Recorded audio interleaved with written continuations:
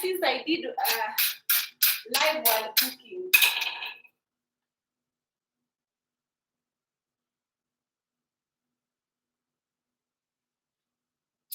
I want to cut my onions. How are you guys? How is life treating you people? For me, life has been treating me okay. We are just pushing it one day at a time.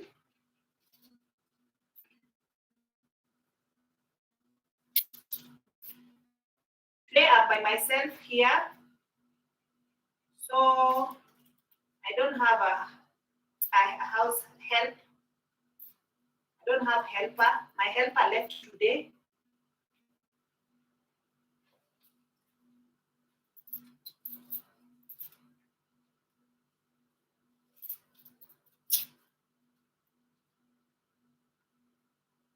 So I am looking for another helper. Kilian, Uko?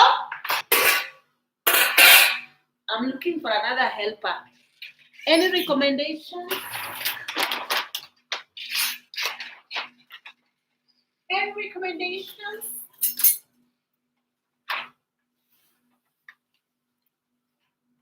I'm preparing food for my dogs.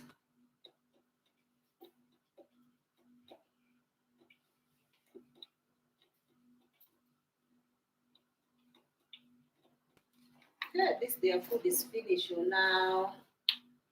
I'm here. How are you? Here. You can take, if you want to take the fruit, you can only take if you promise that you're going to eat dinner if I give you dinner. Yes, I promise. And you will finish dinner in time. Yes. Okay, take the fruits. Thank you. Are you going to eat it using your hands? No. I'm using a fork. Okay, take a fork.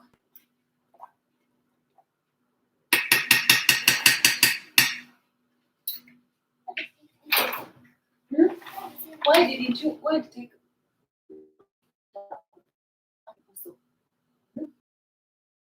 in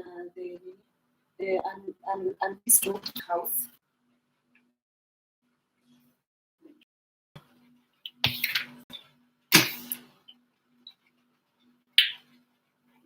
And that one is pissing me off. The fact that they are rationing water.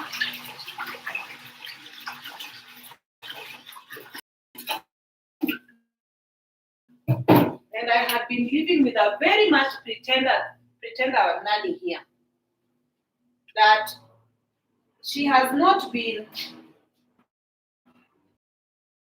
The container in this house is empty. So whenever water is, I've always been singing to her, telling her, whenever water comes, even in the middle of the night, thank you. You're welcome. Just make sure you store water. Because this is Nairobi. And we usually have water shortage. Especially in this our area.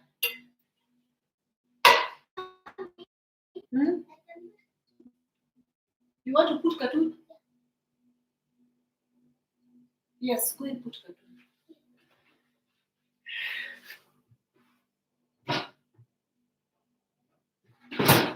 In this our area, we have water shortage. So I've sung to this lady for so many years. The years that we've been together here. I told her whenever water comes, just make sure you fill our extra water storage. But she never does that. Kwanza now she left. She knew very well that she was gonna leave. But she left this house with no water. No water whatsoever. Actually, today it's my husband is the one who brought some jerry cans of water, three or four jerry cans of water, and gave us bring water here. Can you imagine a big place like this? You need to I don't even know if I'm talking to anyone. Hello there, guys. Hi there. Are you fantastic? Welcome to my live. It's been a while, man. So, I'm just thinking to myself,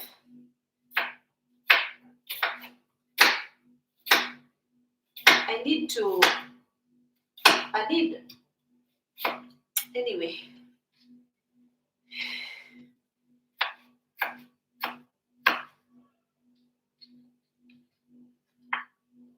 You'd think that even after I allowed her to bring her daughter to live with us, she's going to even to go above and beyond. No, she doesn't really care. She doesn't like to be tired.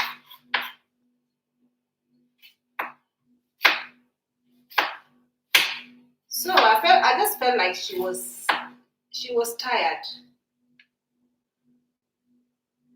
I felt like I'm doing her a favor, but she's not doing me much favor. So she can leave. We are supposed to be helping each other.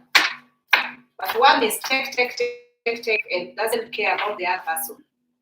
So it's just a high time for her to leave. So now, today I'm by myself in this house.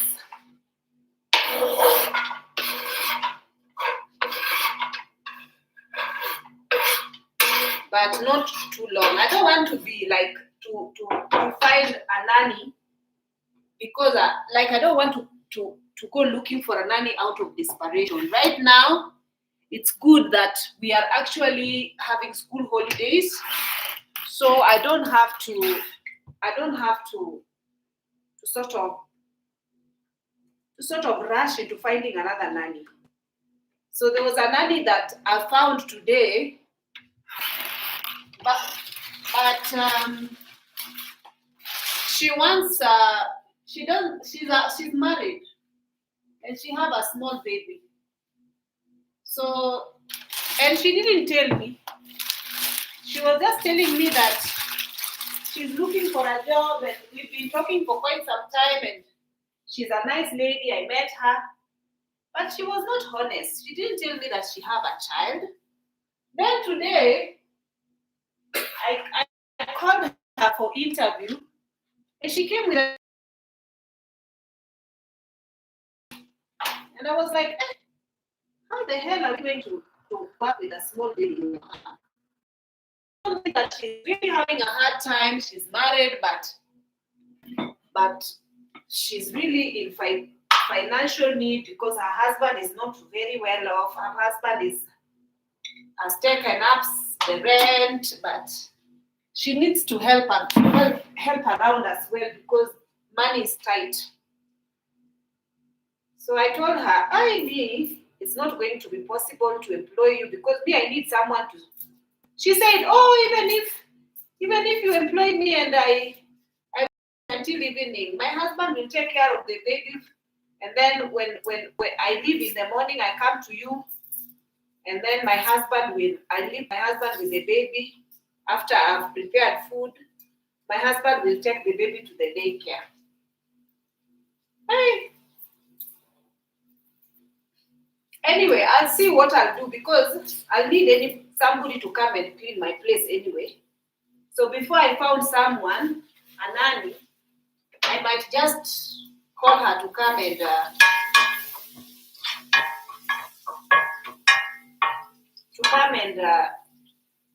wash for me, because at least the laundry I can do laundry in. Oh, sorry guys. Oops.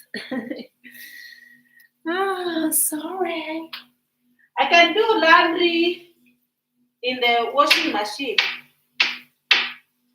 My top load washing machine that has been very helpful.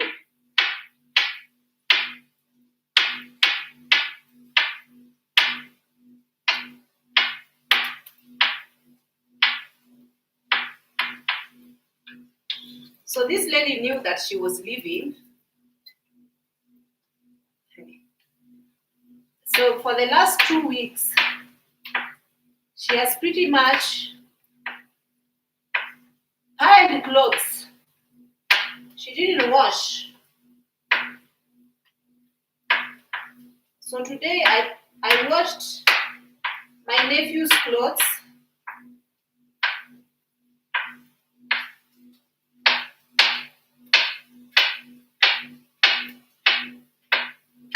And sometimes, I feel like if you cannot go above and beyond for someone who is actually also opened up their home to you, brought you in alongside your child, if you cannot go above and beyond for such a person, then who are you ever going to go above and beyond for? The house nannies in Kenya, they just have such a don't care attitude. Majority of them, I didn't say all. Even if you sell your kidney and give to them, they will still disappoint you at one point. So, she had to go.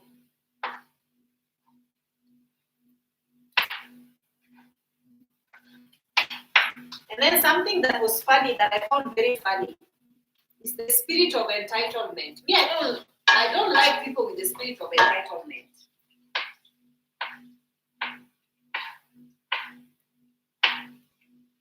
So I had given her, because in this house, we need to have a smartphone for the nanny, because my Killian's teachers usually send homework on WhatsApp or school communications. So it's good for her to have their phone, so that she's the one who is usually with the kid and doing the school runs and all that. So it's good for her to have a phone, so that the teacher can communicate everything regarding school via WhatsApp. So I gave her my phone, one of the phones. And when I gave her the phone, I told her, I'm only giving you this phone because of communication with the school. But after when you are, if in case you leave, you'll have to leave the phone with me.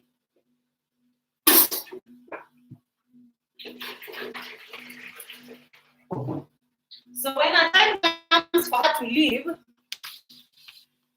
she's like asking me she needs the phone. And I was just telling myself, why do you think I'm gonna you're qualified for me to give you? Yet you have such a don't care attitude. I mean, she was not a bad person, but at some point she was just a don't care. Like, for example, yesterday, I told her what to cook, and then I told her, don't cook it just plain. Make some salad in the side so that the kid does not eat dry food. I specifically told her that. Then she cooked, and she did not put the salad. So we just ate dry food. And I was just quiet, because I was like, you know what? It's okay. She's leaving anyway. She doesn't want to be bothered. So I said, okay, fine. I'm not going to fuss about that. Kiki, are you so hungry? Guys, I have my mama dog over here. How are you?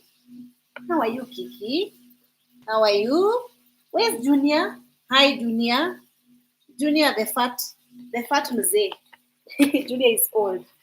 Junior has reached a point whereby nowadays he's old to an extent one of his eyes is closing. One of his eyes has totally closed. This is yesterday's rice that we prepared. and I don't feel the need to cook again today. If we have rice, like a kapilao over here, she usually prepares such nice pilau, but yesterday she didn't feel like preparing nice pilau for us. It was her last night.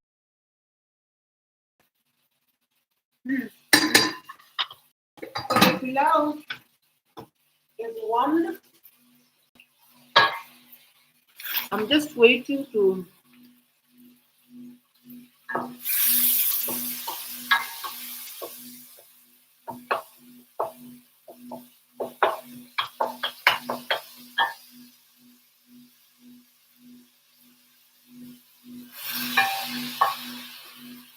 So I'm making beans in the side.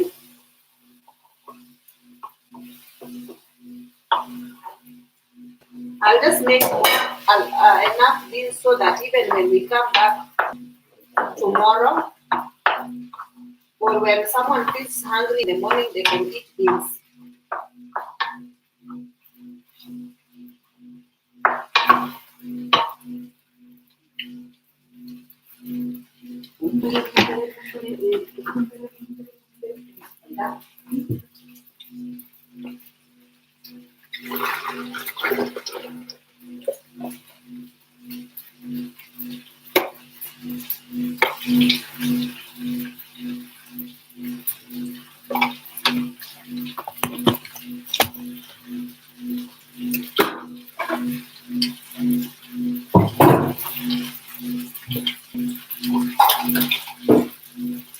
I might call that lady to come and clean the house for me tomorrow. I'm not sure.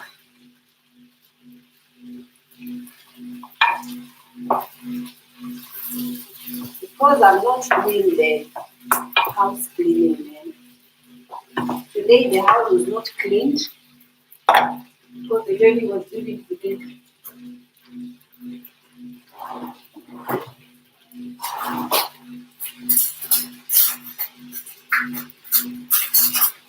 I told her to just leave. There's no need of doing all that. Kumbe ndio maana chakula ni kuko blunt. We don't have Royco. We are finished Royco. Anyway, I need to do shopping anyway. Shopping for the man.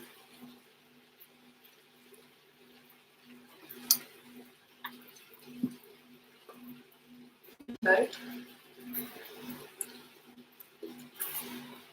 I feel like we have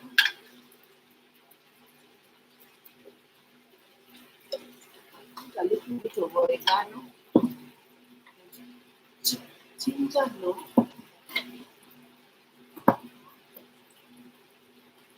Turmeric.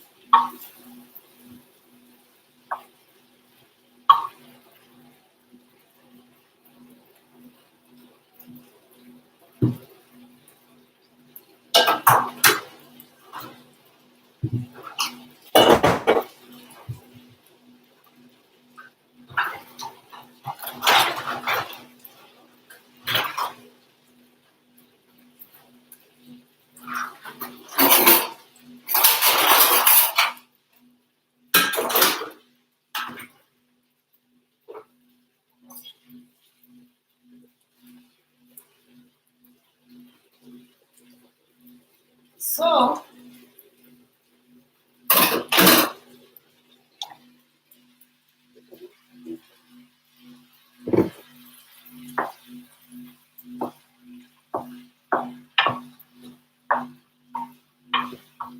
I can put a little bit of water. Just a little bit.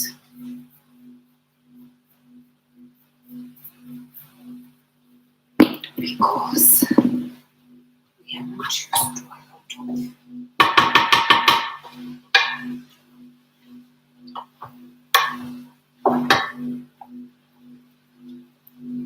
We are doing beans and rice because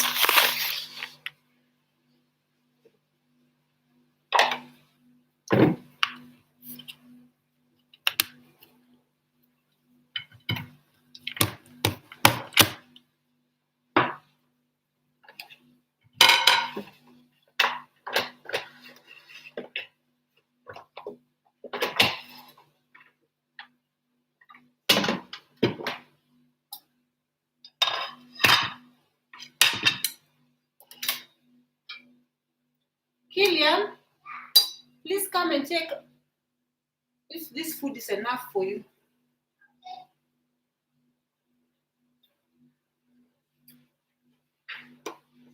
Or you want more? No, I'm not finished yet. No. Can you go and bring that fruit is for tomorrow now? It's time for dinner.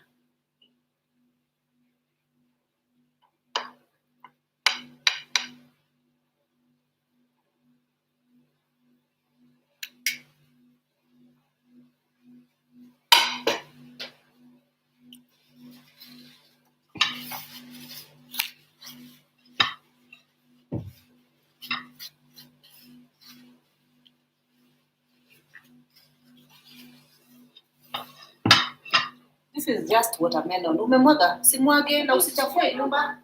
Hatuna mtu wa kutusaidia. This one I'll just keep it. You'll eat it tomorrow. Sawa? So I want you to check. Is it enough? Or you need more? It's enough. You sure? Yeah. You'll finish this one? Yes. Okay. Take a spoon and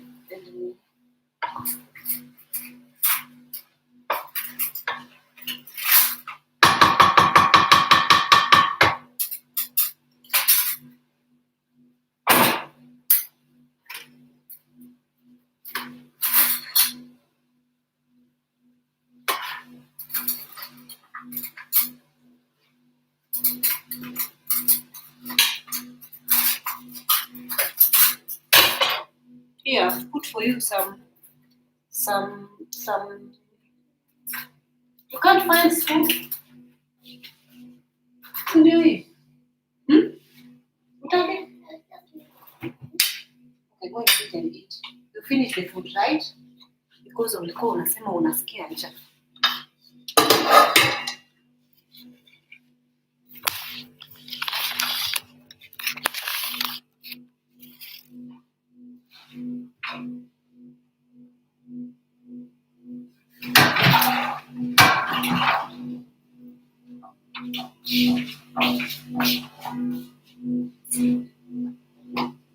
Unataka kukula, but me I feel like these dogs, their food is still hot. I cannot give them hot food.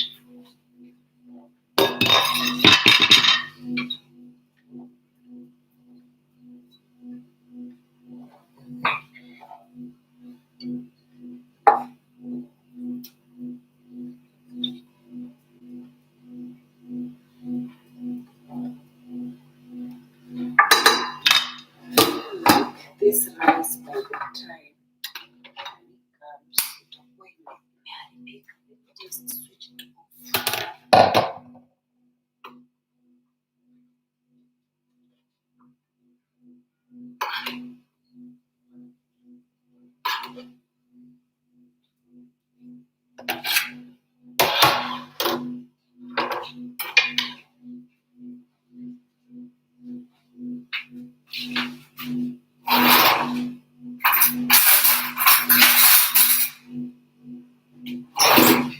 Then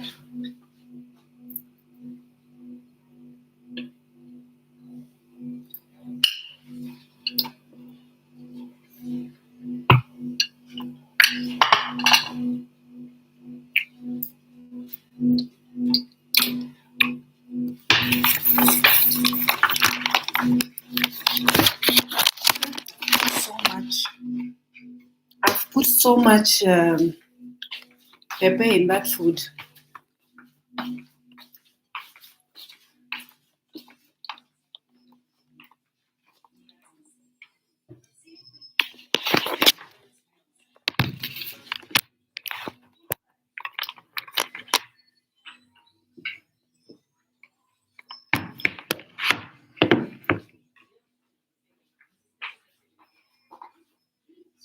Ama ulikuwa unakula fruits hapa na unamwaga kwa kiti?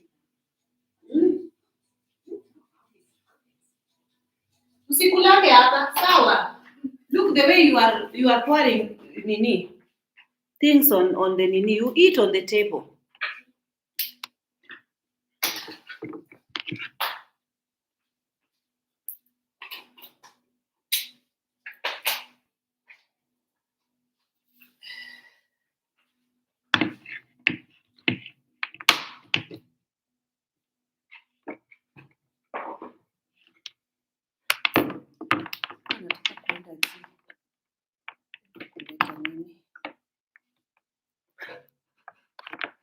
Nataka kwenda juu kwenda kuleta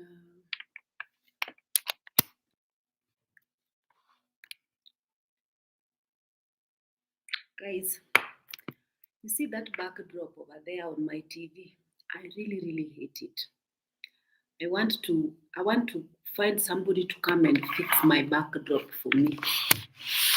That is why I want to show the full view of it, because I hate it.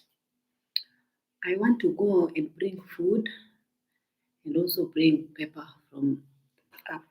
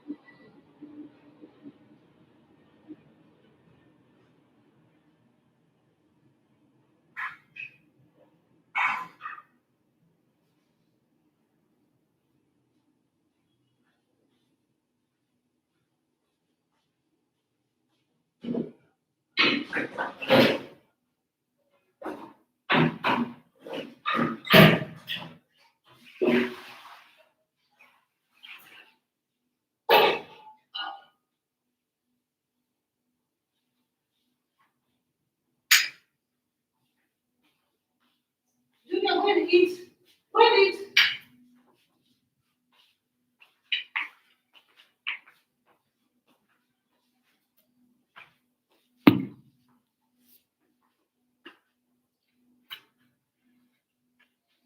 How is the food? Is it good? Okay.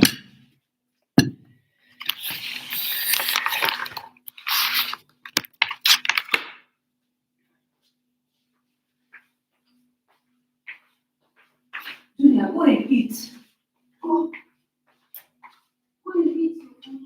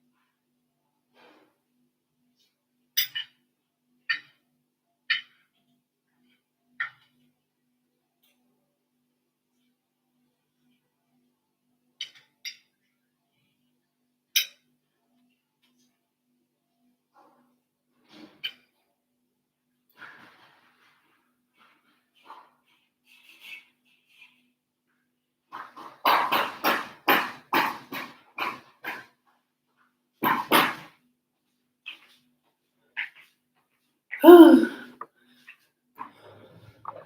I feel exhausted. I feel super exhausted. MC, MC, Mercy M. How are you? I feel exhausted. I didn't do much, but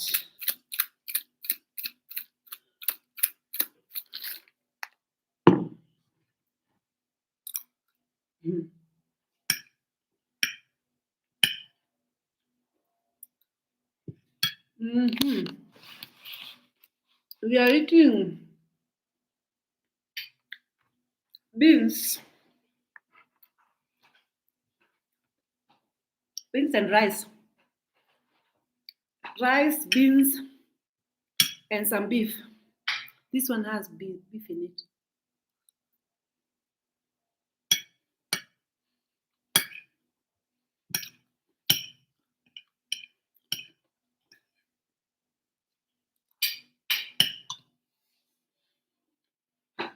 I know you guys have been wondering, where have you been? I'm just in Nairobi, to be honest.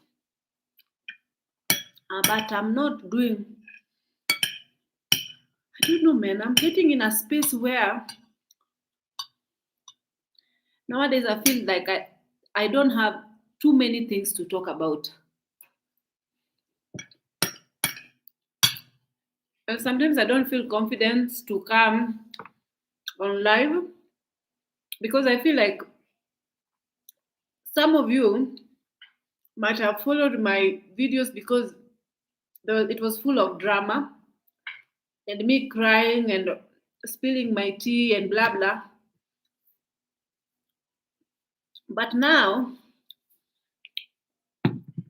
sometimes I just feel like I want to keep my personal things to myself rather than spewing all my beans on the internet. Especially now that I'm not by myself. So if it was long time ago, you'd find that even small quarrel I'd run here on social media and rant about it. Sometimes I feel like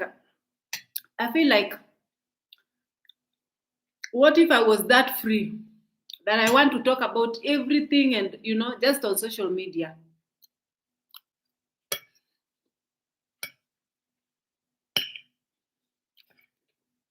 But then I also feel like I don't need to spill everything on social media. So striking that balance, I've been finding difficult to strike that balance because I feel like most of people who used to watch me, they were watching me because of the drama.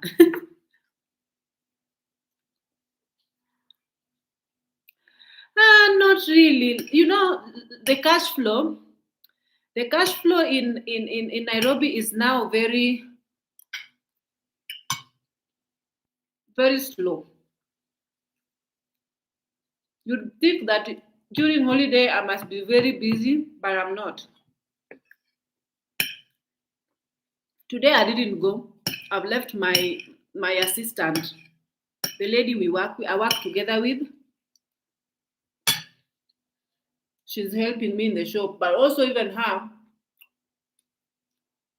she closed at 4 p.m. because she had something to take care of. So I am very flexible with this shop. I'm not strict. I'm flexible. If I feel, usually, this is what I like about having your own business. It's like we don't have pressure. If you feel like you want to close, you close. If you feel like Like, not really close. I don't like to close, but what if I had something urgent to take care of? Ah, this is not been charging. Jesus. Hmm. Haijakaa poa. There, it's charging. What if I have something I need to take care of? Then I just go take care of whatever I feel like I need to take care of. Yes, Papa. No love. I talk to people, the peeps. And I don't want you to come on live. You know you are baby. And your mommy don't want you to be on the camera. No, your mommy likes to be private. And your mommy has never posted you anywhere on social media. So your mommy does not like for you to be on social media. You understand? Yeah, so I have to respect that. Sindio? Mm.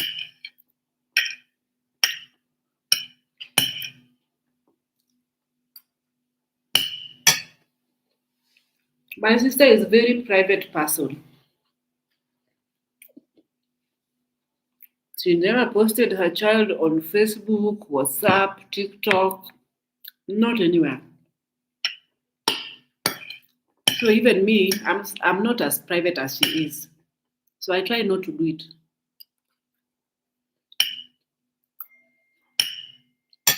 So unfortunately, for you guys who came to see my nephew, you're not going to see him. Children are out of bound. Simply because also there are people whom I don't want to see him. People who can't even wish a child happy birthday. Yet they are here snooping to see how have he grown? How is he? You will not see him.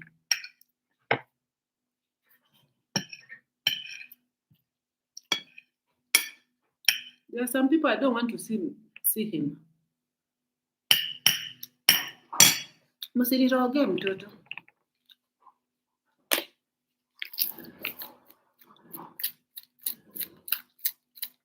There are some people, social media have very bad energy nowadays.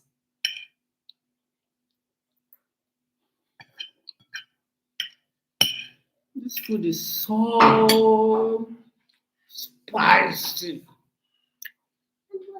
Is it spicy? Yes, please. He's asking me if I need water.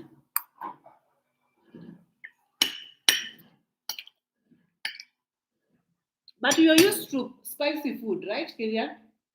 Do you like spicy food? Is the food too spicy? Oh, really? I'm sorry. But are you going to finish it? Okay. We should have put a little water there. Whatever water you put on the table, if you feel it's too spicy, you need your mouth. It's spicy, but it's so yummy.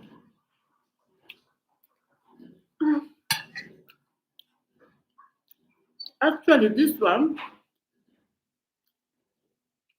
it is Isaac's favorite food.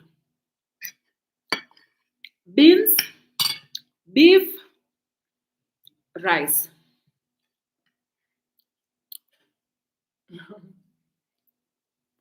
What did you do today? Today, what did you do?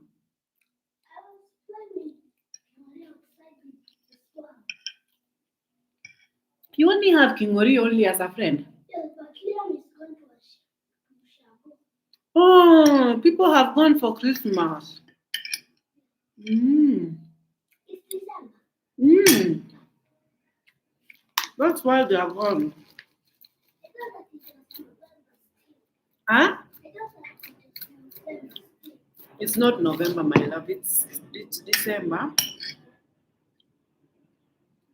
Even us, we will go somewhere. Okay?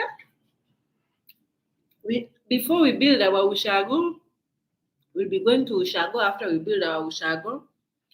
But for now, we will find somewhere to go. Okay?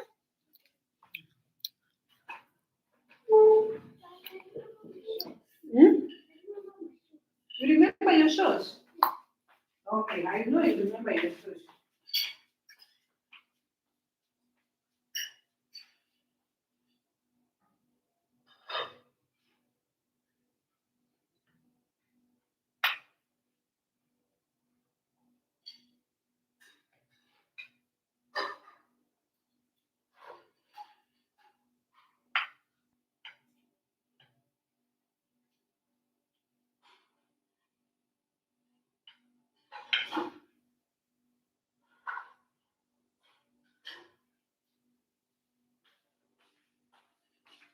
You remember your shows? How does your shows look like?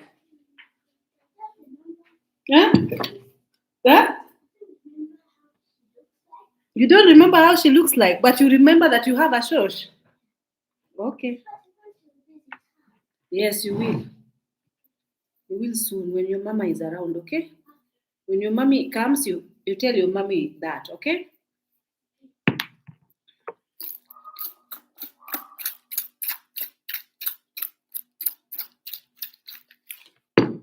You know, your mommy is the only one who has the authority to tell you to visit someone, right? Not me. I can't tell you to go and visit. Because you are your mommy's baby. Mm. We'll go somewhere. Don't worry.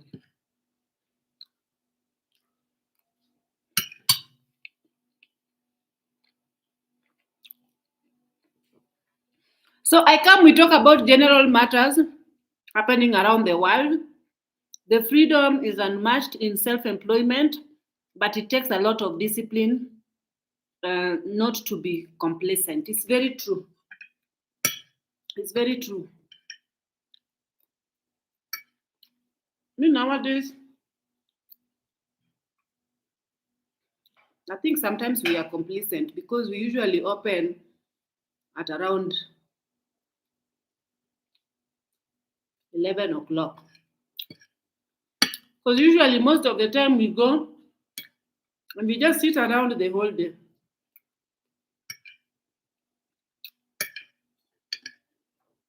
But we should, I don't know, guys. Since I came back to Kenya, I cannot get myself to just wake up very early in the morning going to this nail shop because I know that usually customer flow around that area is never until afternoon or evening time. Afternoon time.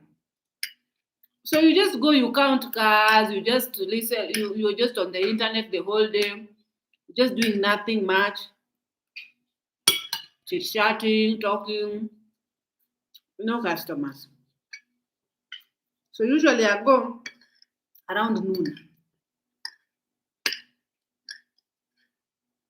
That is my scheduled time.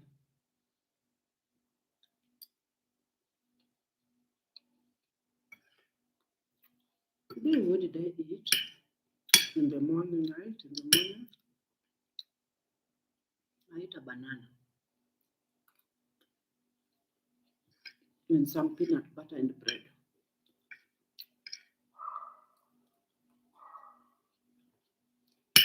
What time is it?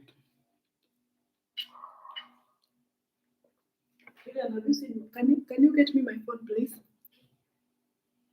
Thank you. Wait.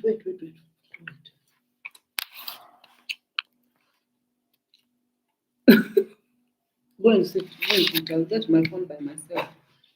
I remember you're not supposed to be seen on the camera.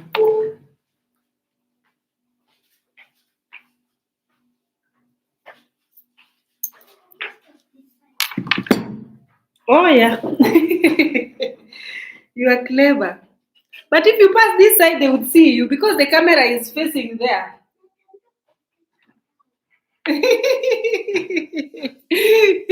You can go down. Nyathi nyamera waketi gi tich matek ma. Yes, the happenings of the world.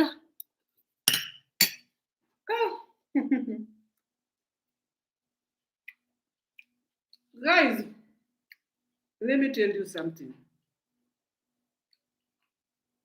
I don't know what I call it, but I feel like I view the world very differently nowadays. The way I view the world,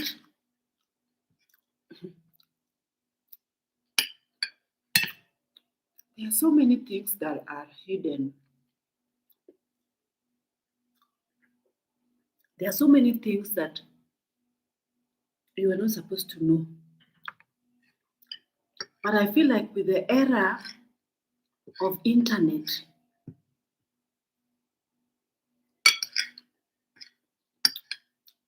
there are people who've made research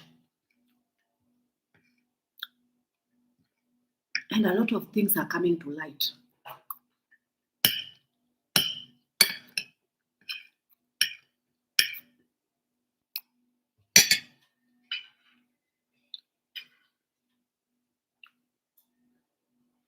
And since, especially the wars that are happening all over the world now, specifically the one that is happening between Palestine and Israel, this has really opened my eyes.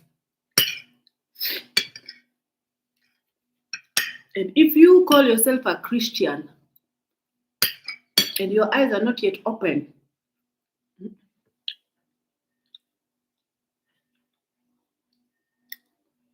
me, I'm not a Christian. Me, my religion is humanity.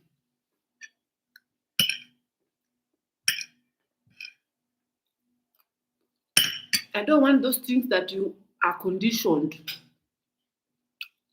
and you've been brainwashed and you've been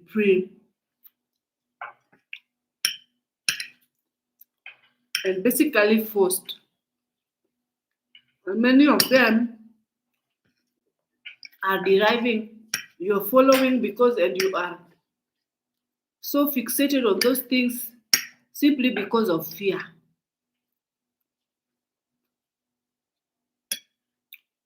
You've been put fear. You fear hell. You fear dying. You fear this, you fear that, you fear. So now,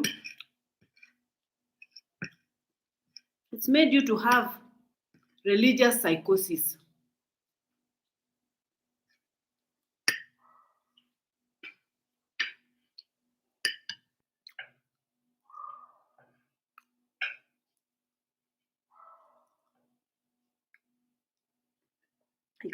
Exactly. It's too structured. Honestly, I feel like there is a higher power and he lives in us.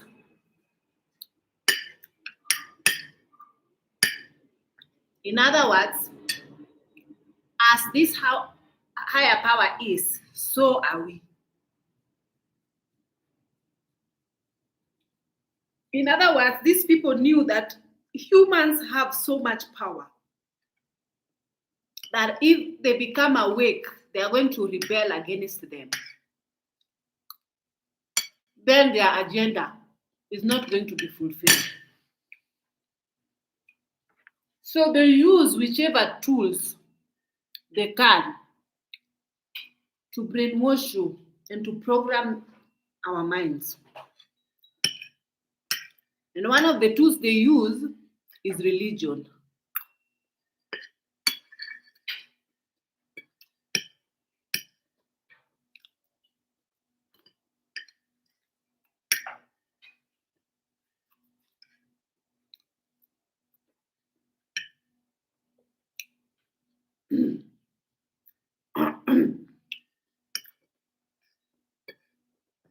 And the reason why I start questioning a lot of things. It's because of this easy. There is Israel, this Israel and Palestine saga.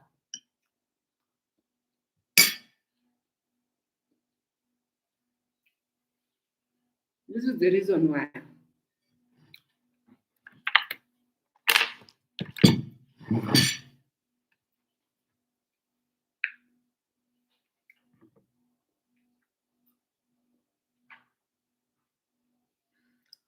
And I follow this lady called Candice Owens.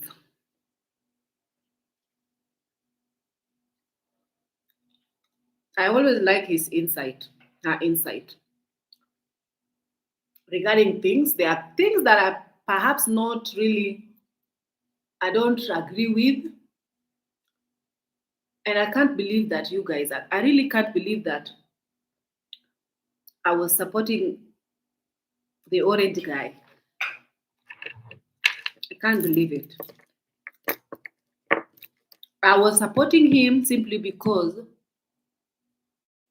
he was talking about being a Christian and, again, brainwash, mind games. That is the reason why I was supporting him. That is the main reason I was supporting him.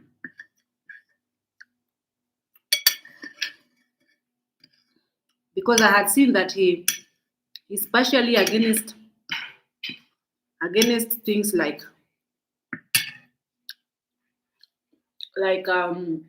programming children into the LGBTQ. And I also saw that he was against these transgender people using same bathrooms as young children. And nowadays anyone can just wake up and dress up like a woman, saying I'm a woman, with a motive. Perhaps they want to get to the locker rooms with these young babies, and then they want to do whatever they want to do. That is not good for the small babies. And vice versa. So I just felt like he needed to ban these things, he needed to protect the children, and not knowing that this guy is not good for the world altogether. This orange man. I don't like the fact that world leaders have closed their eyes to a lot of atrocities that are happening right now. For example, how can he be concerned about these Somalia people living in America, the immigrants? Yet, America is a land that was built by immigrants themselves. Native Americans. There are Native Americans that were driven away from that specific land. Only for the same thing that these people, the easy people are doing to Palestinian people, the ethnical cleansing. It's the same thing the Europeans did to take over most of European countries, especially America. They are indigenous people that belongs to America. And perhaps I don't know much about the history of that country, but I believe that no specific person, like you cannot just say that this orange man cannot say that some people don't belong here. Yet his wife is not even an immigrant herself. So if these people, they have papers, they have passports, they have, why would you just wake up and turn and tear people or families apart just because you don't like that they are Moses? Why would you do that? Or you don't like that they have long face and they are black? and their muses. Hmm? And this is the same ideology that this Elon Musk has as well. They cooked a story and said that kwanza there was I'm also on Twitter. I also read sometimes his tweets, and I'm like looking at the way he's trying to paint some things. I don't know, man. Like the way he was talking about Afrikaners, like the white South Africans being discriminated and being unalived by the black South Africans. Like it is other way around, man. At the farmers. And then he takes all white farmers to America and gives them free pass to go there. I don't know, he was giving them this asylum seeker. He like took them there. Only to, if this is not, what? You're full? Okay, no problem. If you're full, you don't need to finish the food. Bring it here. Bring it and put it together with mine. We'll put it in the fridge. Hey, you've really done well. You've eaten enough. You didn't eat meat? Why? I wanted to eat it, but Your stomach is full. yeah. Okay, no problem. Go and watch cartoon then. It's because of the meat. Take a little bit of Lily. Take a little bit of a sip of water. Oh, wait, no, wait. You take a sip of water later. Can you close for me that door, please? Bring my sweater and close the door. Yeah.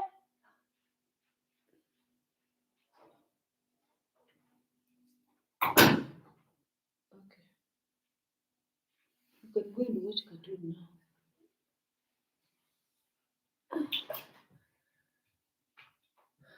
So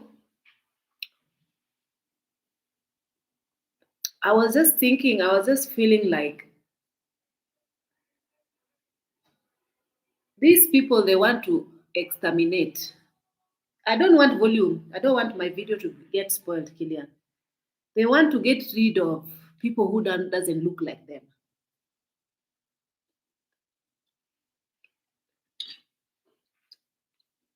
This is, and also when you see what is happening in Palestine and the rest of the world is giving, especially world leaders, are giving blind eye to it. Ask yourself which country they are planning to do this to next. Because now the world is very destabilized. The world is such a mess. And this orange guy, I feel like he wants to start some big chaos.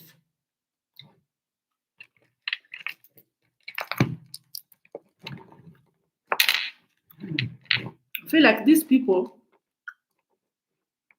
they want to eliminate humankind so that they can become less. Because world population, they are not like, compared to the rest of ethnicities, they are small percentage compared to blacks, Asians, and indigenous, and Indians. I think Indians are Asians. Are they Asians? I don't know. They are less. So you see the Israel, the easy people, what they are doing in Palestine. I will never forget. I can't believe in this era and time. These people would even dare do such a thing. And then also the international, the ICC. some judges had sanctioned, they had given a arrest warrant to this Netanyahu guy, and now they've been sanctioned. Kwanza with the atrocities, like this already guy is talking about the things that are happening, talking about Sudan, talking about what? Talking about Somalians. He's only beating about the bush. He's not talking about the real issues that are happening in the world. He's giving blind eye to what Netanyahu is doing to Palestine. And they are always orchestrating these things and then blame it on the Moses. I don't support Moses. I know that there are people who are radicalized. The radical people, extremists. But I also know that there are people who are funding these extremists to cause chaos. They are funding them. The Al Qaeda, the what are they called?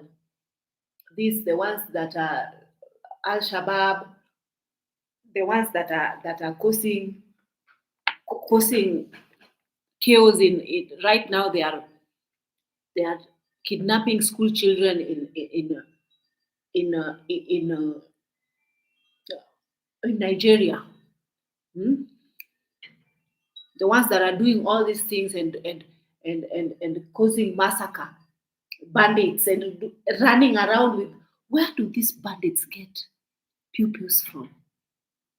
Ask yourself, where do they get these weapons from?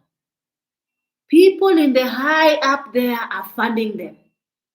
Because these people, there must be somebody who is funding them.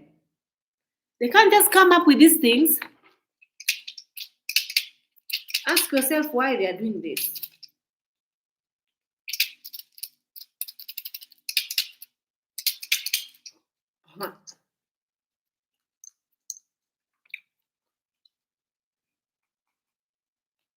Why are they doing all that?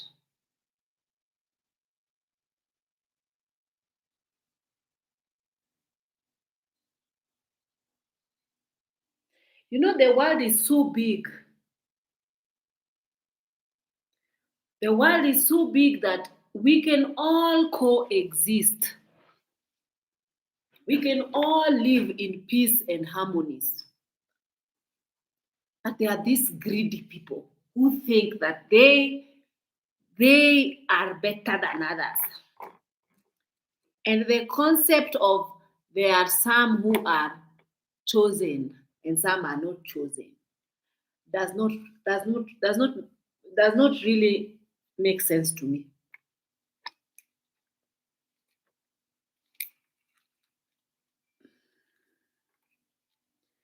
And also the fact that their imaginary book that they are using to loot and to extort money from the poor and build mansions and drive big several vehicles and own private jets.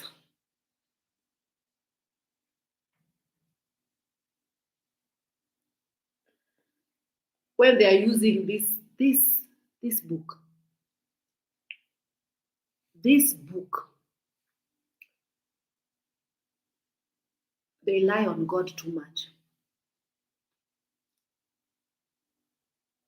They omit things, they add things into this book to brainwash, and it's always working for their own benefits. I don't get it, honestly.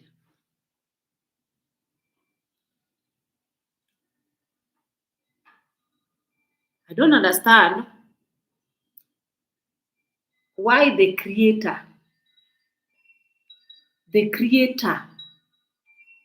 he foresaw and saw everything before he even created them.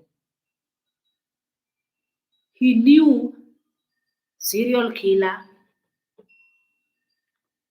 He knew people who would become serial killers, people who become R-word to small children, people who would become kidnappers, and these people who do massacre and pew pew and do all these things. He knew these people before they were born.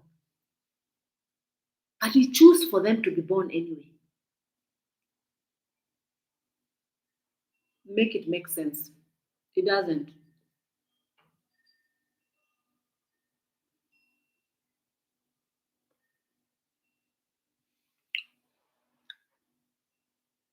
I feel like, and then also the fact that who created the devil and put them here on earth together with us.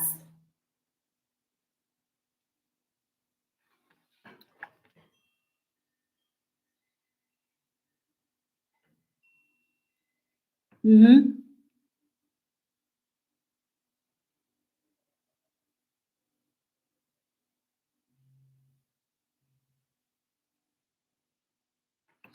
I know, Mercy, the concept of God, I feel like the way God has been painted to us as this misogynist God who favors men. I feel like the way he's been presented to us is not the way he was supposed to be presented to us. I feel like so many people they present us to God to us because I feel like God loves all of us equally.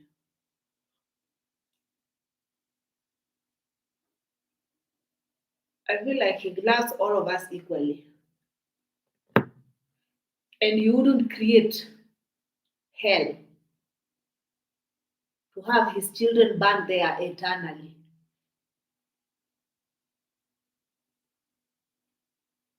Knowing that He is capable of softening everybody's heart. And also, He created evil and put it here on earth. Why? I know free will and all that, but I just question a lot of things. Does not mean that I don't believe in God. I believe in God, but I just want to unlearn and like wash the brainwash, wash it off, like remove the brainwash. And I want to see God the way I'm supposed to see Him, not the way He's been presented to me by religion.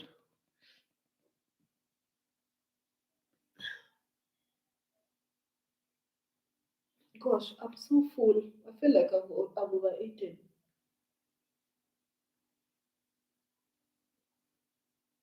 So I wanted to talk about something. I wanted to talk about something. Like for example, you see the family dynamics and the family like what was I supposed to talk about? I wanted to say that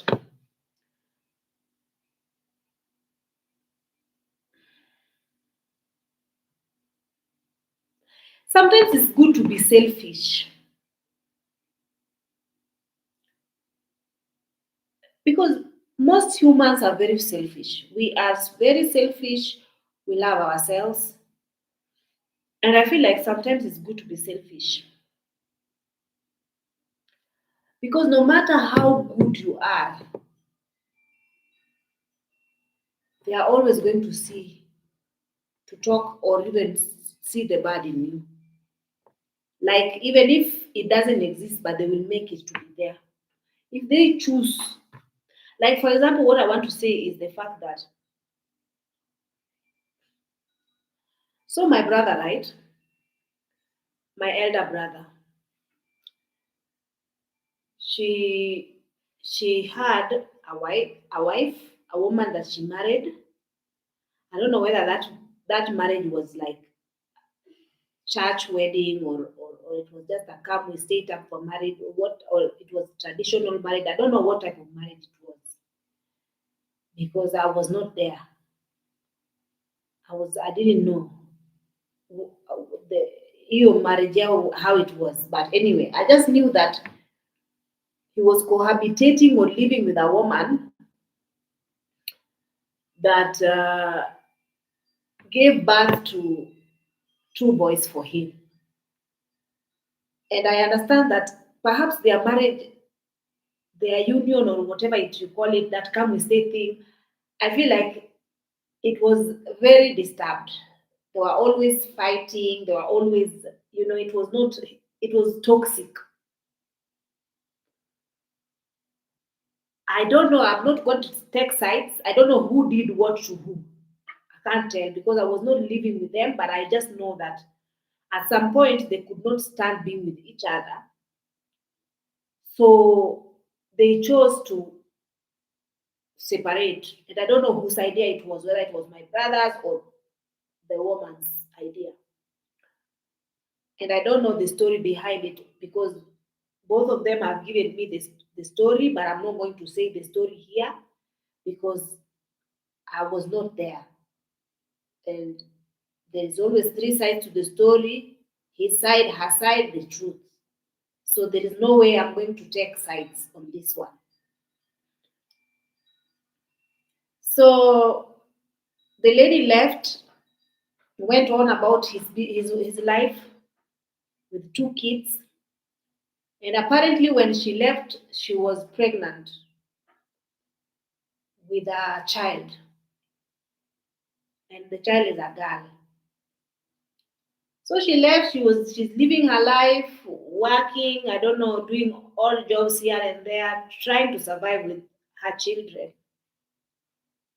So she reached out to me during the time when I was working in Dubai. She reached out to me and asked for help because she's a single mother. My brother has refused to like sort of just support in any way, to take responsibility, like to take his roles as a father, because you don't have to be with a woman for you to actually support a child. Even if you break up with a child, with a woman, the child has nothing. I don't understand this thing of African men always finding it. They always like have this pride that the minute they stop being with their children's mother, they cut off the child as well. I don't understand that, honestly. I feel like your role as a father, or you being a father, it just doesn't stop just because you're no longer married, or you're no longer sleeping with your that the one that you had, your ex. I feel like even you can just send money to that child anonymously. Just chip in anonymously. Don't even let them know which number, whose number, or who is this who has sent money.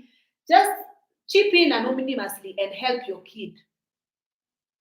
Or even if you can't do it anonymously, just maybe pay for the school fees directly in the school. You don't even have to send the money to this. Just ask for the school payment details, and you don't even have to pay all of it. Maybe you can even pay half or three quarters, or you can do something. You can't just sit back and then one day when the child becomes successful, you are the one to start running your dirty mouth and saying, "Oh, that's my child, oh, my child," because now you want to be in this child's life so that this child can help you, because it doesn't happen like this.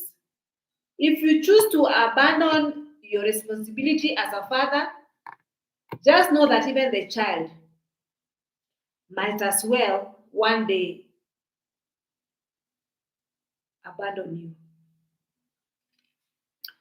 So these kids, this woman was like, she needed help. And me, with my good heart, I've always chipped in for her here and there. The little that I have, I've always shared and sent her a little something because I put myself in her shoes. And I remember when me and my dad and my mom, their marriage was not so, like, they were not together, and they were always having this rocky whatever that was. I don't know what was that. I don't get it. And we were just abandoned. And not even one person from my relatives, my father's side or my mother's side, maybe people from my mother's side took us in and tried a little bit. But I could have just wished that somebody could have just paid my school fees. Only my school fees. But none of these people did anything. They did nothing. So I just feel like I didn't want her to go through that because I know how much pain that feels. So I took up the role of the father and I chipped in where I could. I chipped in for his firstborn kid, the entire high school. I chipped in until he finished high school. And then the second born son, I did, but at some point, because I ran out of cash, I couldn't continue. Because again, I don't have a job. Whichever job I have, whichever money I have, the income I have right now, is just for to sustain me, my livelihood. And even if I have a little bit extra left, maybe I throw it in a money market fund or savings for my retirement. Otherwise, I'm not like I don't have extra cash just lying around. I don't have. Like I used to have, but now I don't. I have just enough to sustain me and my family. So I cannot be able to continue taking care and chipping in the way I used to. So I had to, and this lady, she had always kept in contact with me. But it felt like it was more of monetarily. It was nothing of I want like she's not interested in me as a person. She's only interested in what I can give her. And that I don't like that. I don't like it when you check on me and then you ask me for money. I don't like that. Especially after I have taken and I've done enough. Enough is enough. It reaches a point where you feel like enough is enough. And it's okay to say no, even to relatives. Because I told them that me, I took over. I took on my shoulder, I took almost everyone. I took my sister's children. I took my sister in, my elder sister, because again, her situation was also because post-election violence, she lost everything in the fires in post-election violence. So she had to start afresh. So I took that responsibility in. So I took the responsibility for my elder sister, the eldest of the eldest, our firstborn sister who passed on, the children. He left two. I took responsibility of those. My brother, my younger brother, the one who directly follows me, I took responsibility of her. I took responsibility of my younger sister sibling as well. And I also took responsibility of my niece, whom her sister died. I mean, her mom died. I basically took responsibility to see her through university. they don't have any loans, any student loan, because I took responsibility and I paid it off. I was doing that whilst I'm also developing this house, and I'm also trying as much as possible to have something for myself. And I was doing that. It's not like my money, I was just keeping it for myself and stacking it. I was taking responsibility for most of my family members. I remember my sister was always asking me, what are you doing building this big house for? Yet you don't even have a child. And who is going to inherit your house after you are dead? I'm like, okay, fine. I know I understand the concept of inheritance and whatnot and all that, but that is not nice to say to tell to your sibling, especially your sibling who's been there for you. And you know very well her story. You know why she doesn't have a child. It's because she put a hold of everything, even that reproducing part of it, to focus on career so that you guys can have a stable life that you now have and now are enjoying. So when she comes and slaps me in the face and talk to me the way she's talking to me, I felt very offended. So it reached a point now. I'm in my 40s. I have to learn to say no, because now even my brother's son is now over 18, has finished high school, is now in university. I told my younger sister, I've tried where I could. I don't have money now. Take over from there. My younger sister is also helping in one way or the other, like with the university tuition and things that he needs. But that's not enough still for these people. They are still always asking for more. Give, give. Yani when they call or when they text, they are asking for money. Meanwhile, maybe you had just come from the hospital, you had just been admitted, you've used all the money. You have this happening, they don't even know what is happening in your life. But they think that you are always having money. So that whenever they talk to you, it's money. You know what I did? I say to this boy that, listen, I don't want that relationship of you asking me for money. Simply because, as you know, I don't have a stable job. I'm only living off of my savings. And whatever it is else that I am earning is only enough to sustain me and my basic needs. I cannot be able, I'm not in a position for you to keep you asking me for money. Because, and again, I want you to learn from me. We didn't have anyone to turn back to. Not relatives, not anybody, not even nothing. We had to start, I started working as a babysitter when I was 6 years old. Not going to school, babysitting. So I only knew life as I have to toil and work hard to achieve what I need for my life. I didn't have it in my head that I have to call so and so and ask them to give me. Because there was nothing like that in my vocabulary.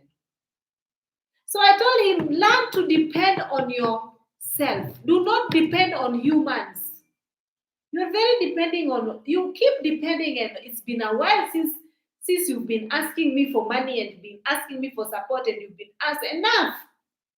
You're now over 18. You have to take care of your own financial needs. I don't care whether you go carry stones, you go to Mijengo, or you go hawk boiled eggs, or do what? Whatever you have to do, so long as if you are not stealing, go and earn a honest living. Hata kama ni kuchoma mahindi kwa barabara. Even if it is that you are roasting maize or roasting potatoes, go and earn an honest living. You just cannot be sitting and keep asking for money. Even during holidays, you are on holiday, but you're asking for money. And you are a man. As a man, you have to learn to take responsibility from a very early age. So, I blocked them. Yes, I did. That is a way of me saying no. So when I blocked him, he looked for other contacts, another line. He started again. Give me, give me, give me. I blocked him again. His mother, on the other hand, give me, give me. I blocked her. Now we are equal. Me, I have never ever asked anybody for anything, even when I was sleeping in the street corridors and eating hungry. I didn't go to anybody. So why should you depend on me? Even after all that I have done, still it's not enough. I asked them, do you want me to sell for you guys your kidney so that you can continue living your life? Or what do you want from me?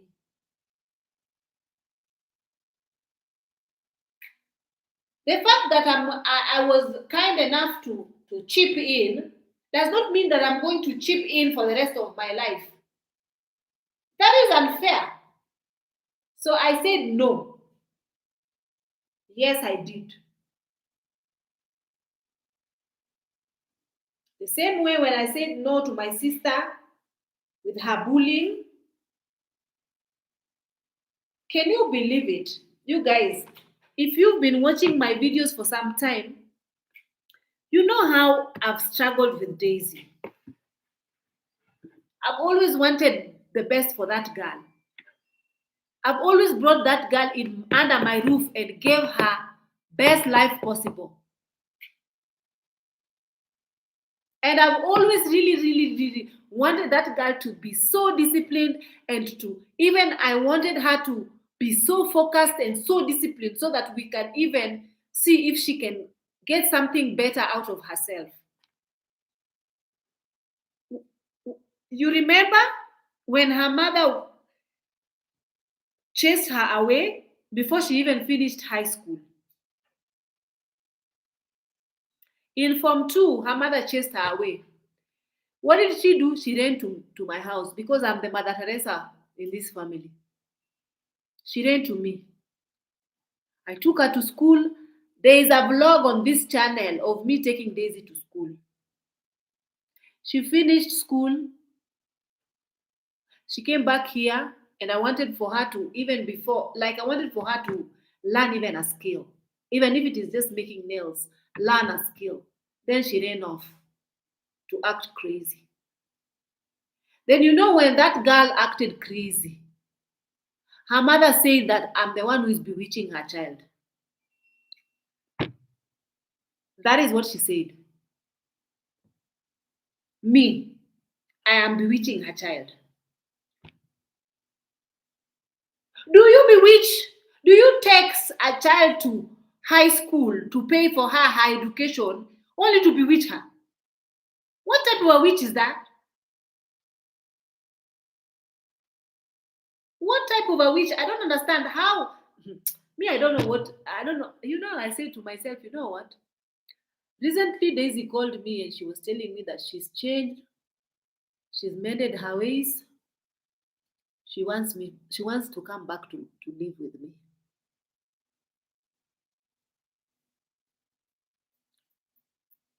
She's doing that against her mother's will. Because her mother does not like her mother. I don't know, there's something about her. She feels threatened when I live with her child. I don't know, maybe she feels like her child is gonna turn against her, or what is gonna happen. I don't know. I don't know what is that every time when her child lives with when Daisy lives in my house, her mother is always coming at the gate because after she is not allowed to come here because she came here and abused me and embarrassed me with my name here. So she's not allowed to come here anymore. So the security always don't allow her to enter the gate because I gave that order. So every time Daisy is here, she's always in my gate. Killian, take it. Wait.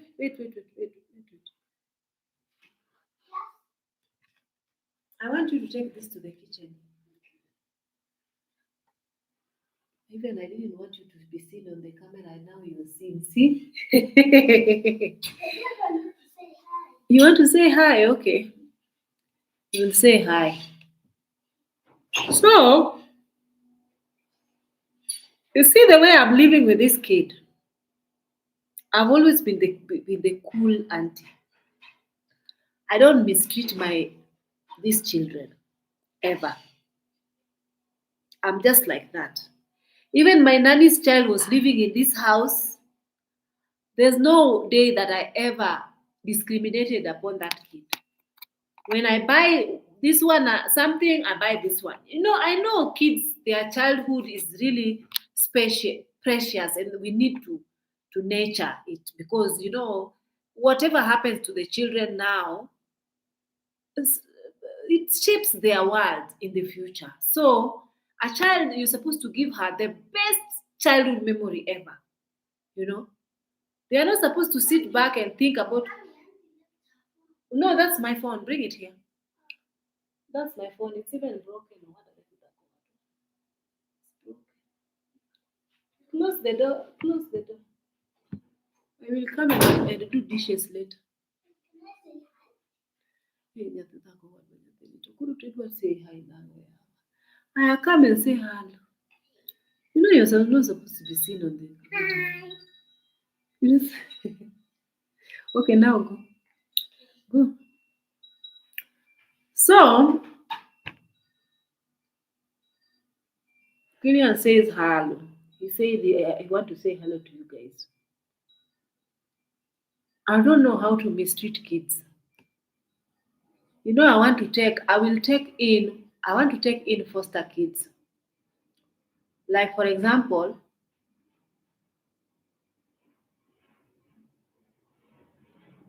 I wanted to take in foster kids, but also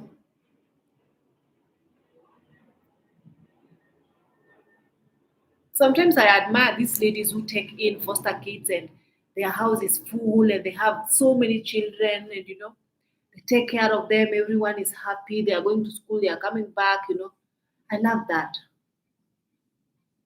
But then again, sometimes I sit back and I say, you know what? I need a piece of my mind.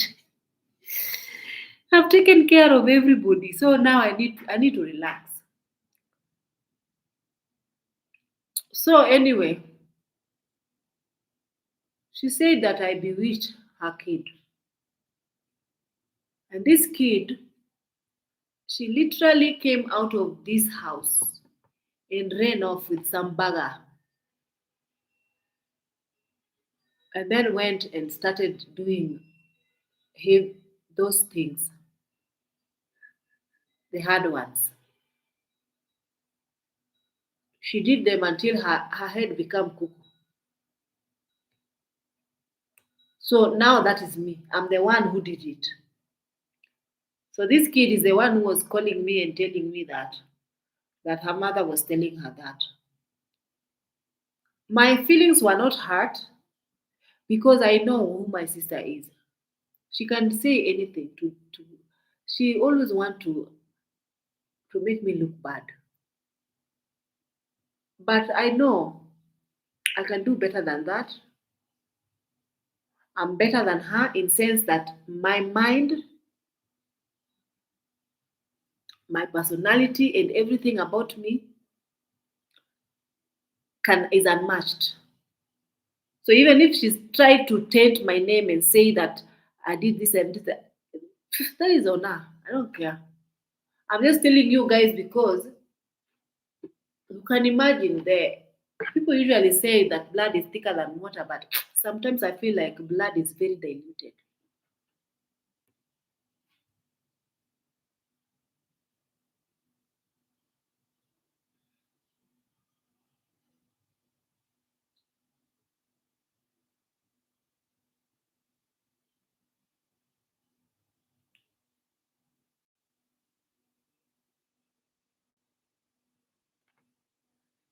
This phone is very much.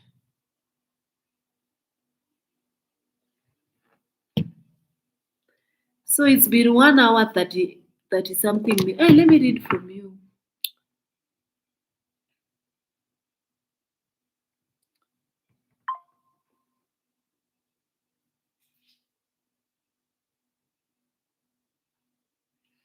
In their mind, they think that because you don't have responsibility of rearing a child, then where is your money going to? And that's a misconcept of us single women with no kids. I know she knew that my money is. I do nothing with my money, to be honest. Who is this?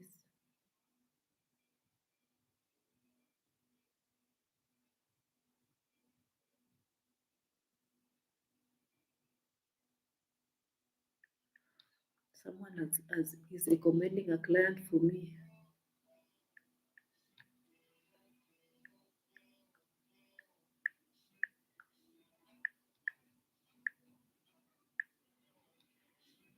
And I don't even know who this is.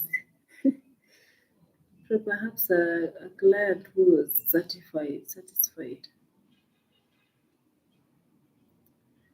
They are telling me that they are sending someone to me.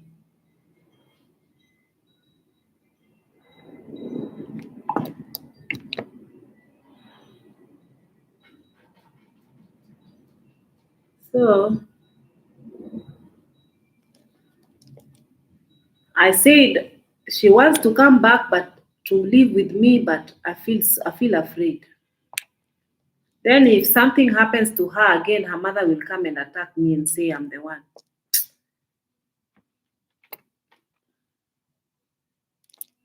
I feel like I wanted to help her and I still do, but all the drama of it all. Me now, nowadays, I just want a peace of mind, man.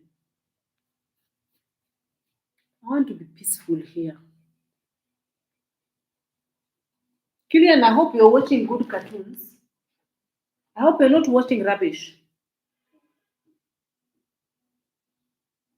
Did you even do even small homework? Take it and then switch off that TV now. It's 9 o'clock. Do homework even for 20 minutes.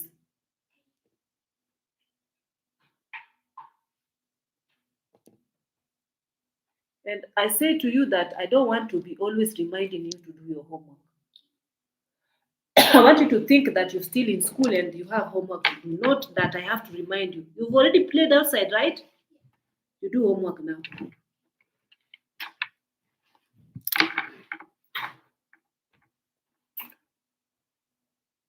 Mhm.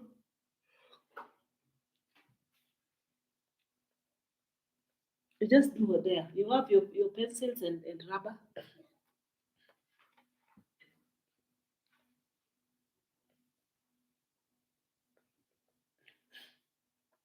Girls, we've been having some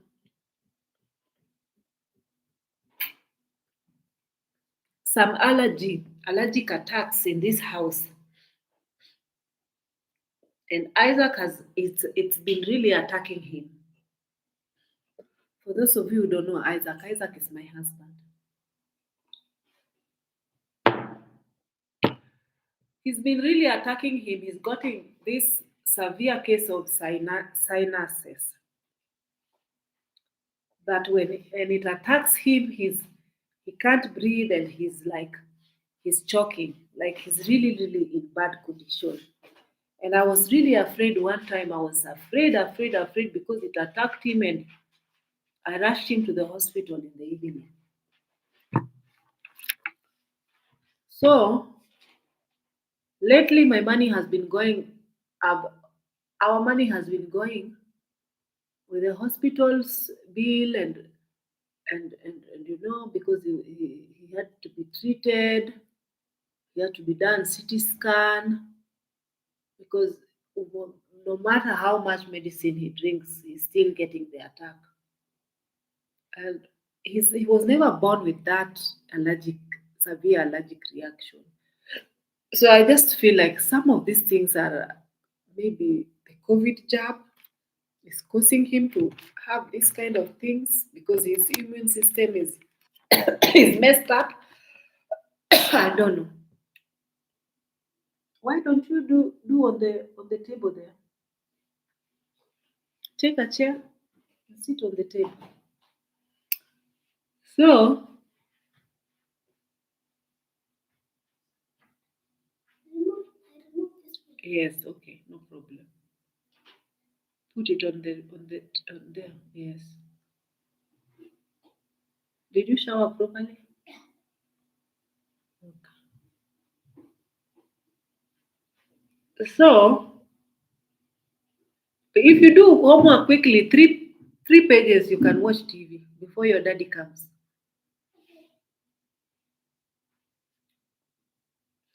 So I was like, he's like, he was feeling like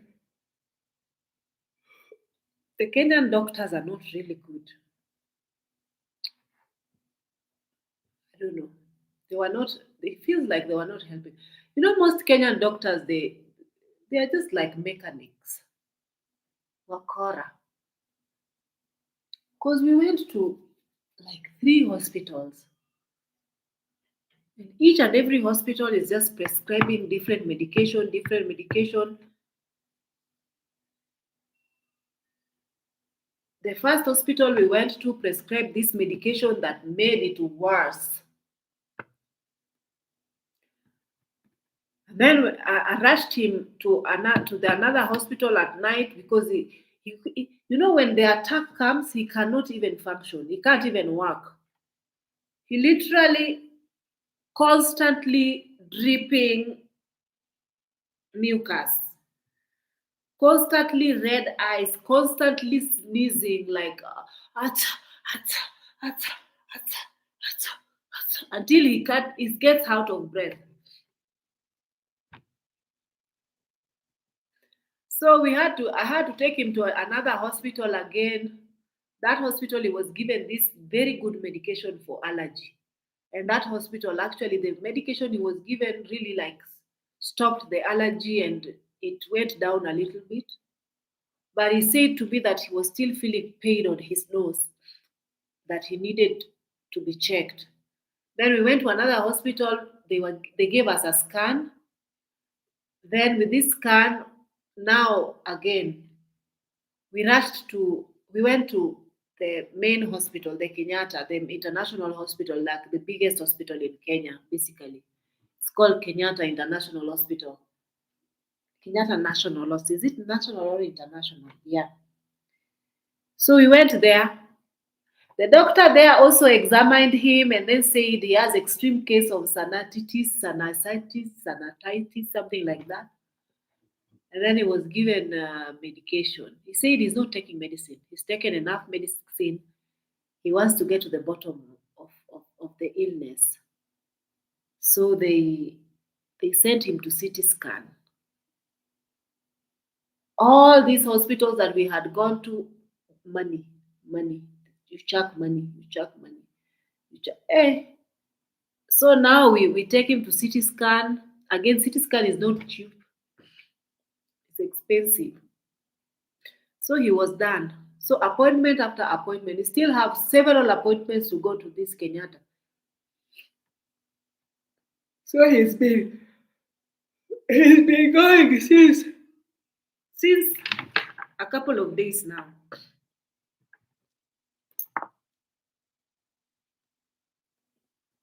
But still,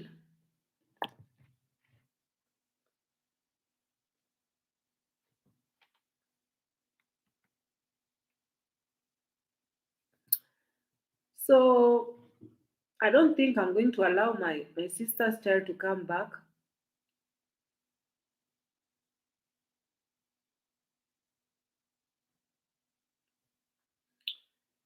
I swear to you. You know, there's this woman president in Tanzania that is absolutely disgusting.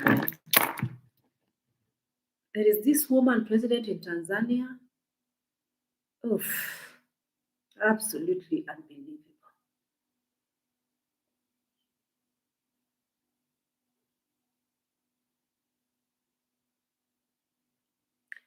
Absolutely unbelievable, this woman.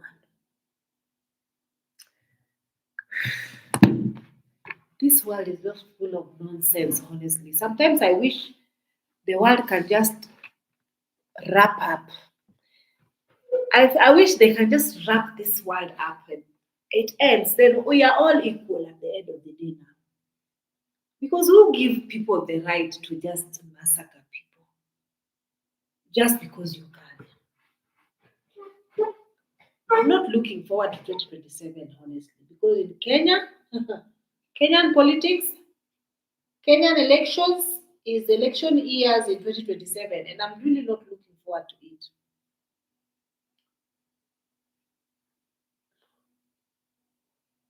So I don't know what I should do. Should I call this lady to come and clean my house tomorrow, or I should just wait the day after tomorrow?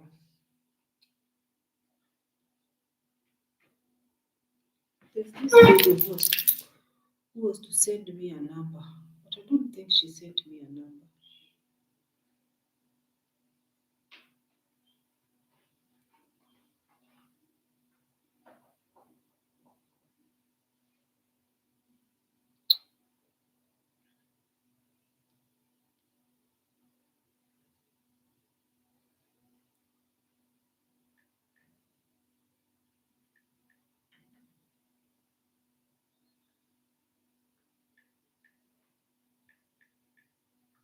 Let me text her.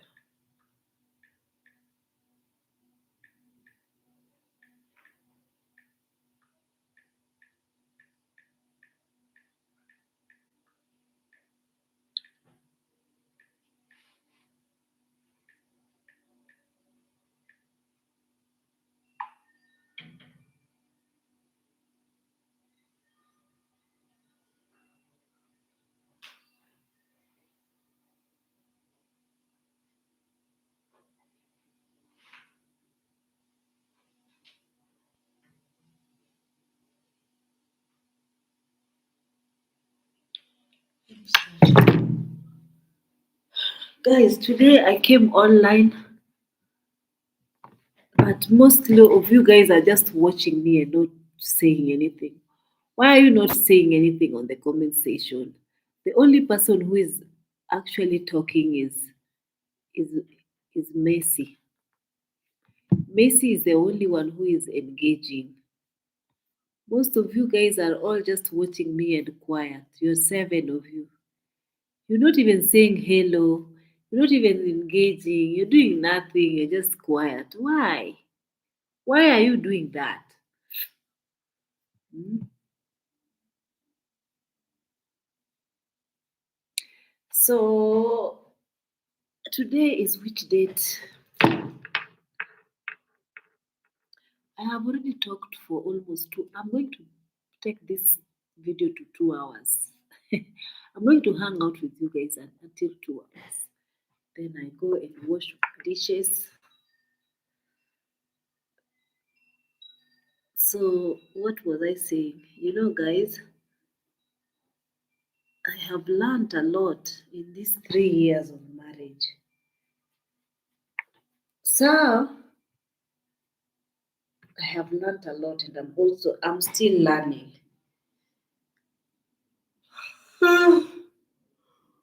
One of the things I've learned, me, I used to be very, very into myself. Like, because I was so used to being by myself, I don't even want my space. I don't want anybody to invade my space. I don't even want, like, if you come to my house, I'm becoming very picky. I don't like dirt. I like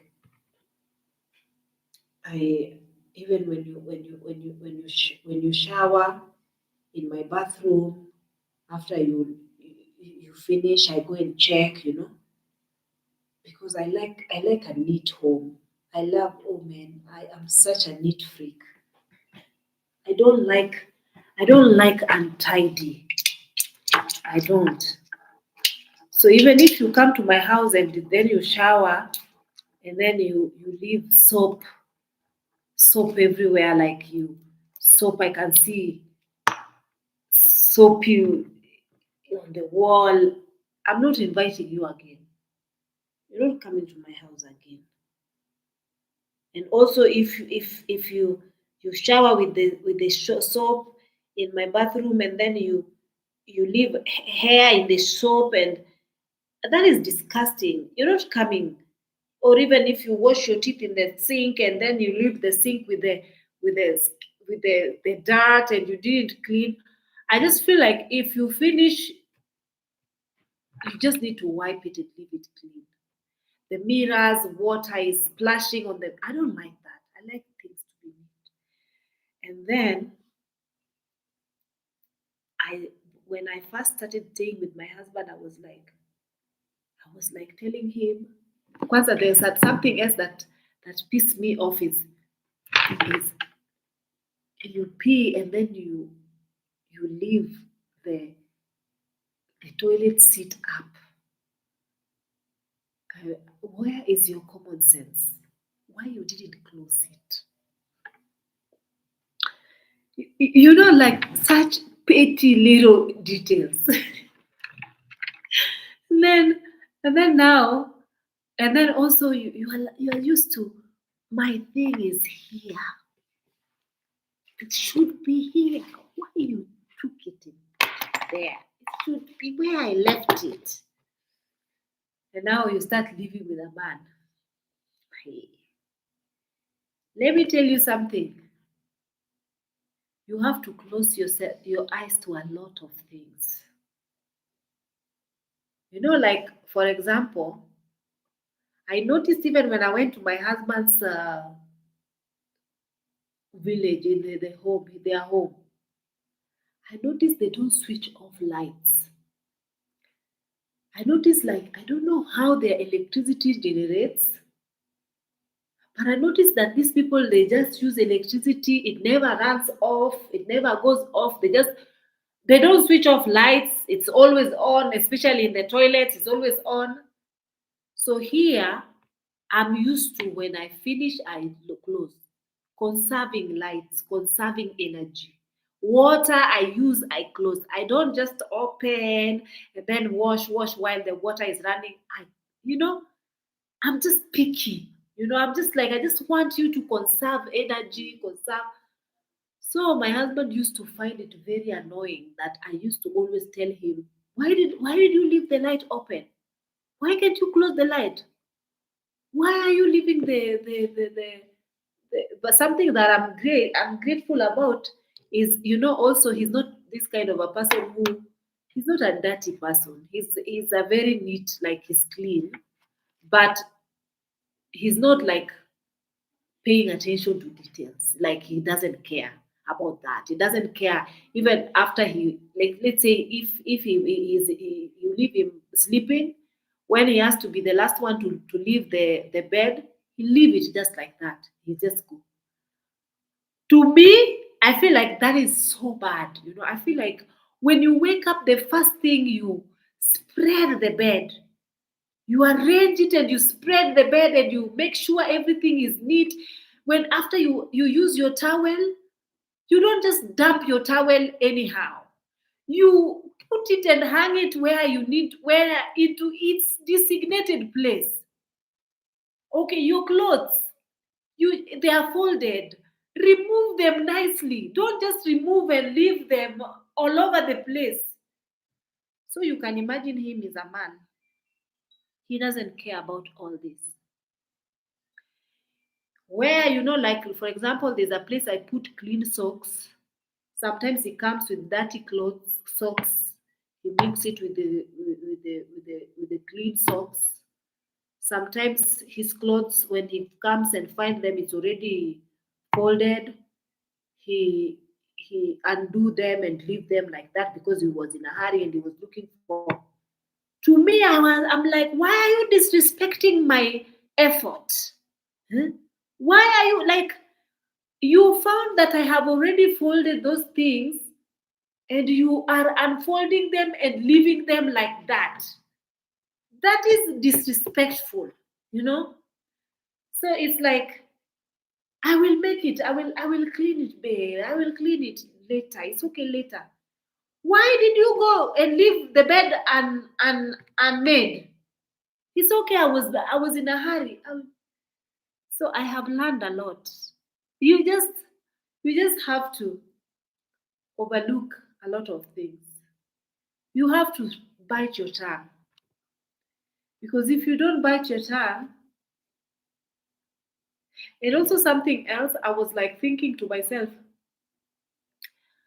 men are, why should I be the one who is always cooking, always cleaning after you, always doing this, always doing this, always doing this? Yet you find me independently established. And now you're giving me more work on top of more work. The work that I already had, you're giving me more. You're giving me your laundry. You're giving me this. Like, but for you to be like, for example, in for me, I feel like I have to be selfless, and I have to bite my tongue to a lot of this. I have to bite my tongue to a lot of this. I don't have to always, things don't always have to go my way.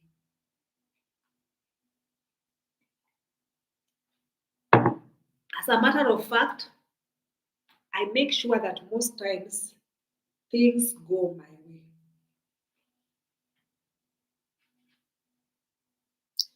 I make sure things go my way. But sometimes, like, for me, if it were for me, this is me.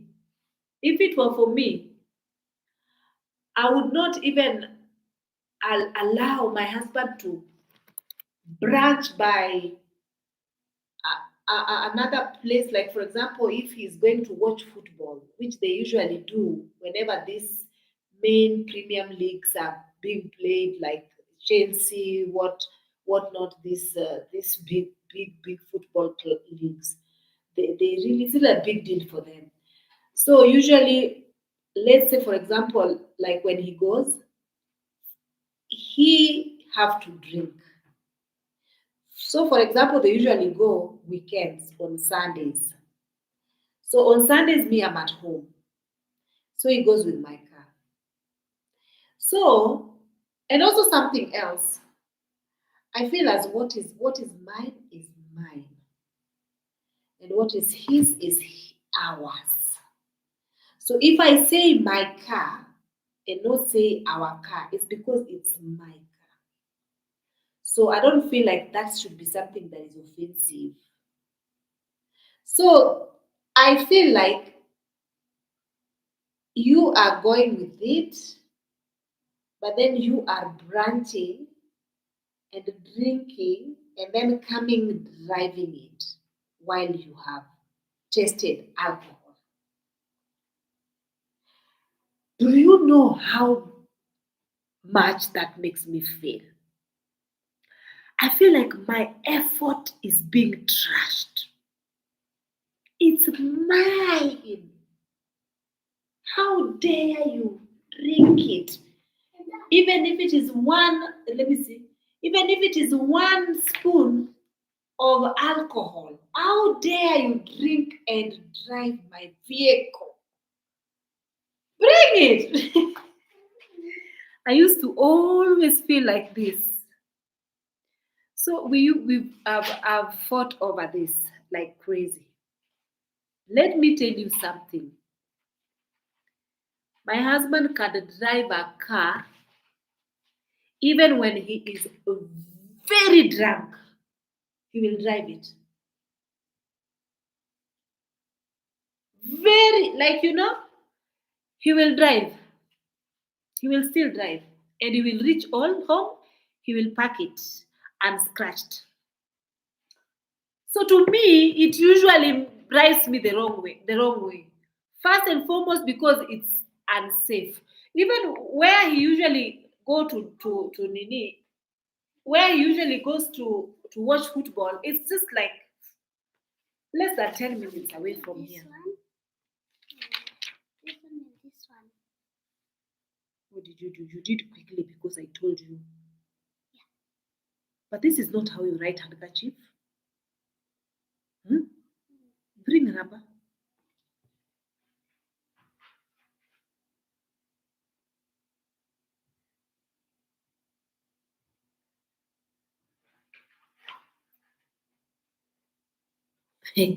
This- hizi vitu zenyu za CBC nazo ni za bloody fuck kabisa.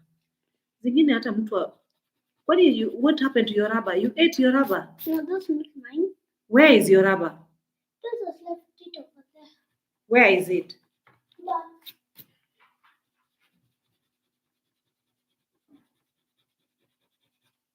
mine became small. Yeah, bring it. Cause you keep eating it. Si ndio? No, I don't eat it. But- I just eat. Ama you don't have it. I have it, but it's small. Not very small. Where is it? It's here. Mommy, Eh. it's here. Okay, bring it.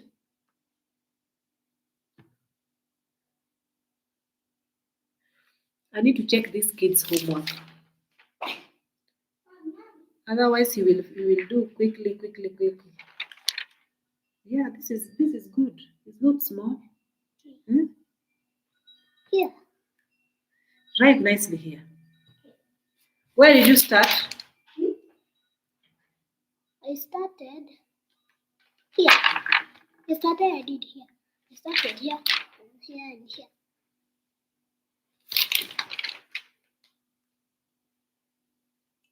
Wait. Here, go and write nicely there. Okay. You can write nicely. You write handkerchief nicely. Everything that you made mistake there, correct it before you watch TV. So with me, with me, I just feel like it's been the fight that has been we've had, the big fight. Because for me, I don't feel like I feel like I feel like it's something avoidable simply because the safety aspect of it. I feel like it's something avoidable. He usually don't drink at he drink to an extent he's just drinking himself silly. He drinks once in a while, occasionally. When, for example, they are going to watch football with his friend, then he will drink. But with me, drinking and even if it is small, like even if I feel like but there are people who alcohol tolerance they have high tolerance when it comes to alcohol. They can't like they don't lose their sense totally if they even if they are drunk. But in this road over here, when it's coming from this football place to here, it's actually even less than 10 minutes. It's like 5 minutes drive. Honestly, it's near. So he usually comes from work and then they brunch there. Then they drink, then he takes his friend back to his place, and then he comes back here. So I was like, you are not, it was a big fight because I was feeling like I said, I'm going to sell my car because of this, because nobody is going to drive it. He's not going to drive it while and drink at the same time. It's not going to happen. Then I just say to myself, you know what? It is what it is. So we spoke about it several times. But even if I say you are not going to do it, you say I will do it. You are not the boss of me. I will do it. I said, I swear to you, I will sell this car. You will not.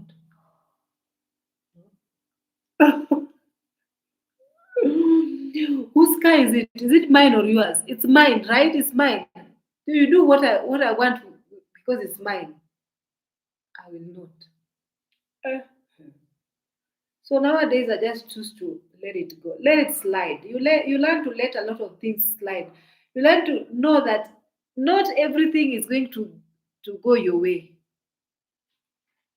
in marriage. Hmm?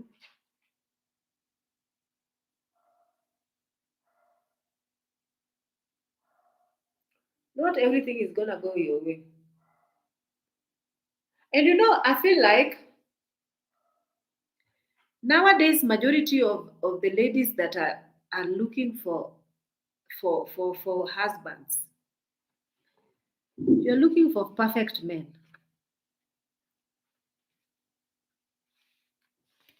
Perfect men in the sense of their pockets are heavy.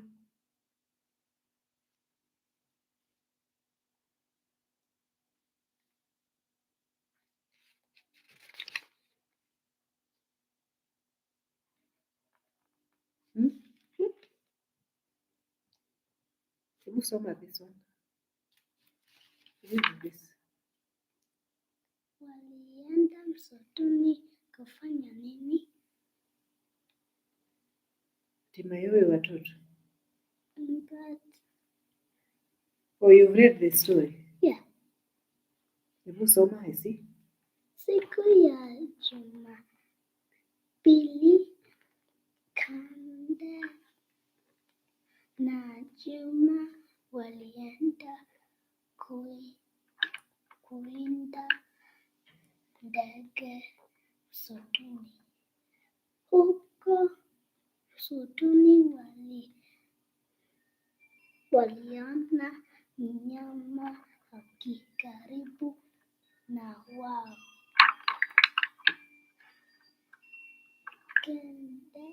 Soma na sauti. Kende na Juma Walifanya nini? walipiga mayowe. Mhm. Watu walikuja kuwasaidia. Mhm. Kande na Juma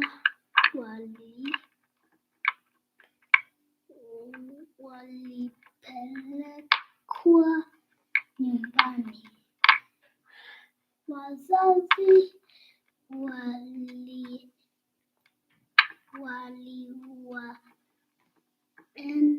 waliwaelezea kuwa msituni kuna wanyama hatari. Kande na Juma waliomba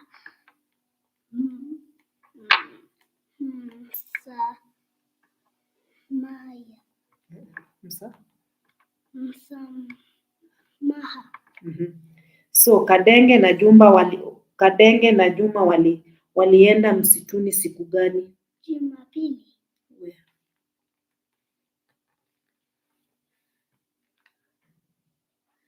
Haya, read this.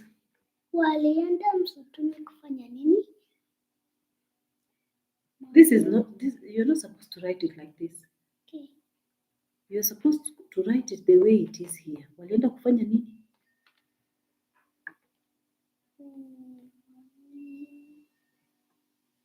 Walienda kufanya nini msituni?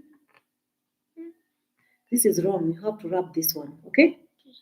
And then if you don't understand the question, you have to read it again until you understand the story. Then you start unaanza kujibu hizi maswali. Umenielewa? So hapa hivi unafaa kusoma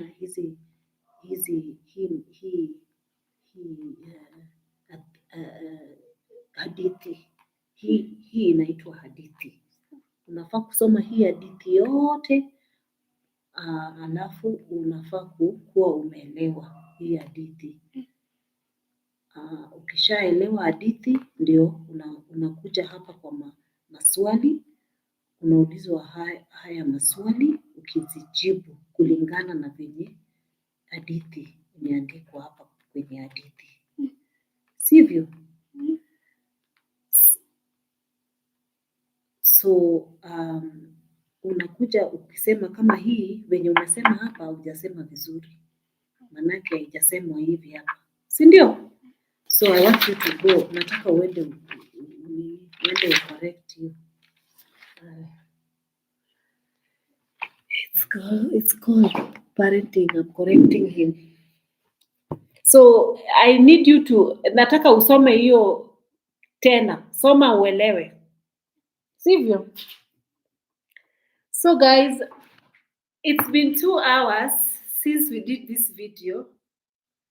So I think I need to log off so that I can go and do my dishes. I need to log off. So I have learned a lot.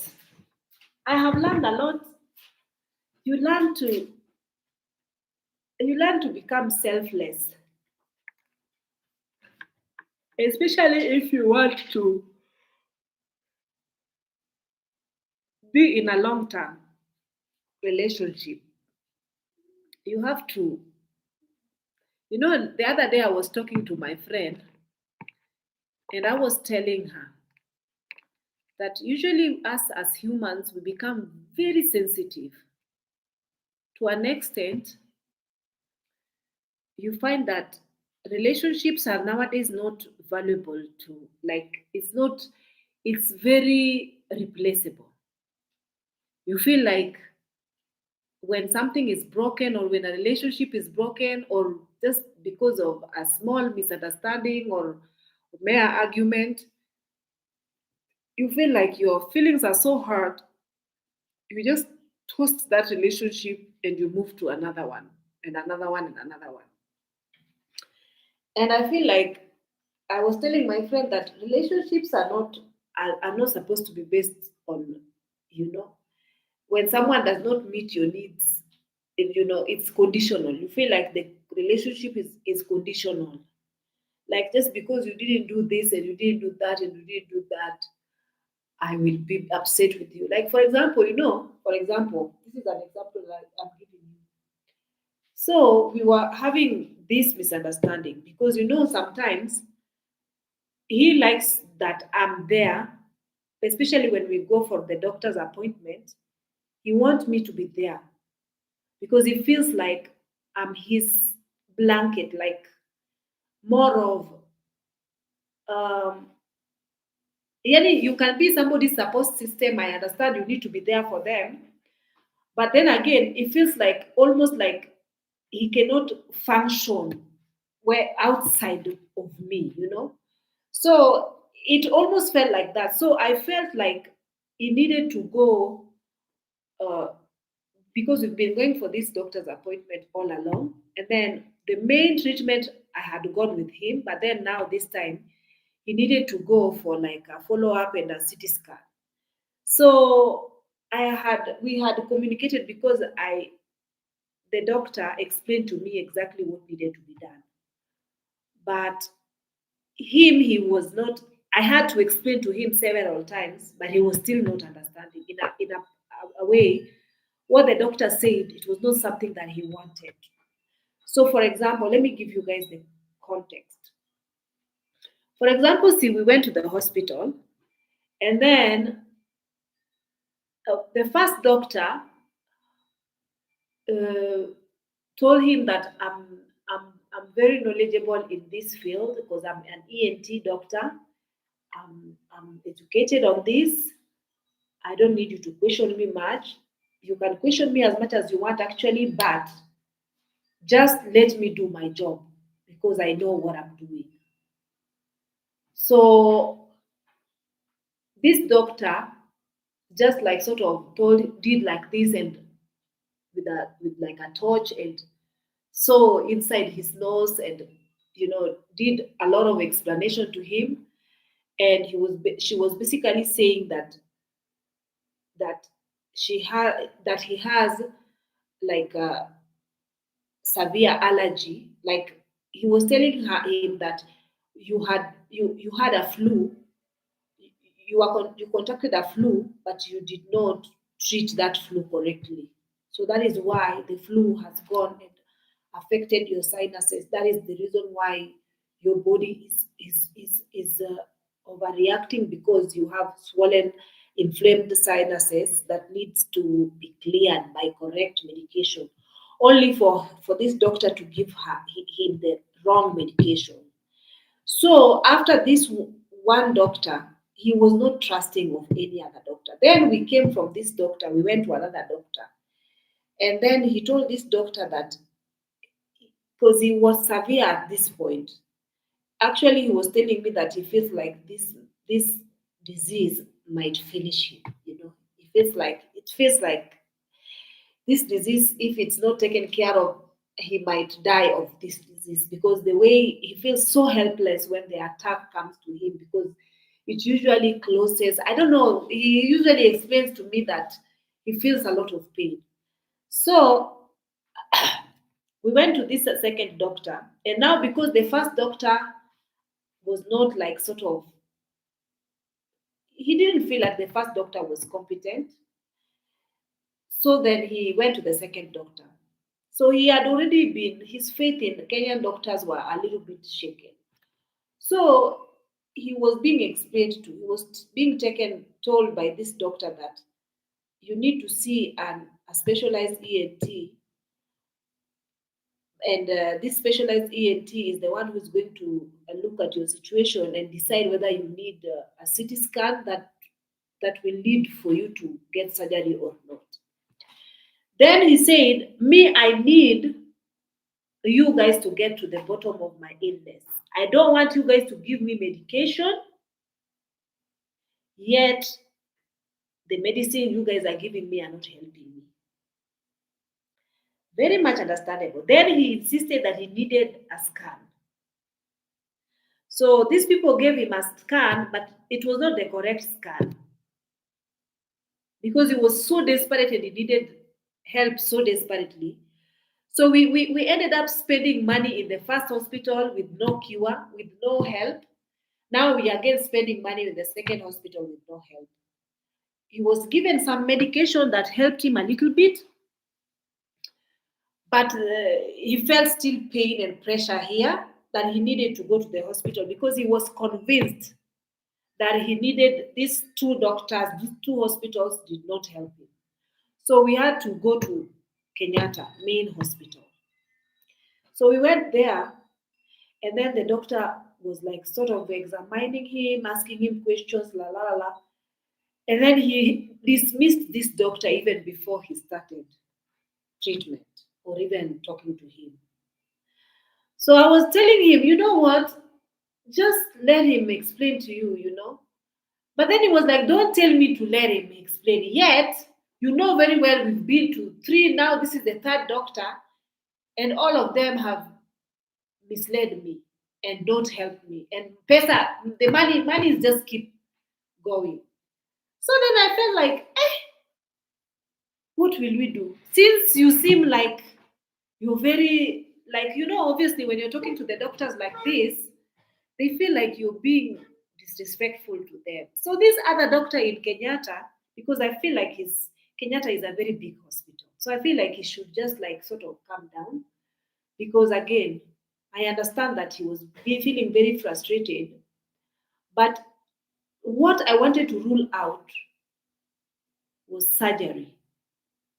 But he insisted that he wants these people to do a scan, and surgery was an option for him, because somebody had told him that he had the same condition and surgery helped him. So he was fixated that he needed surgery.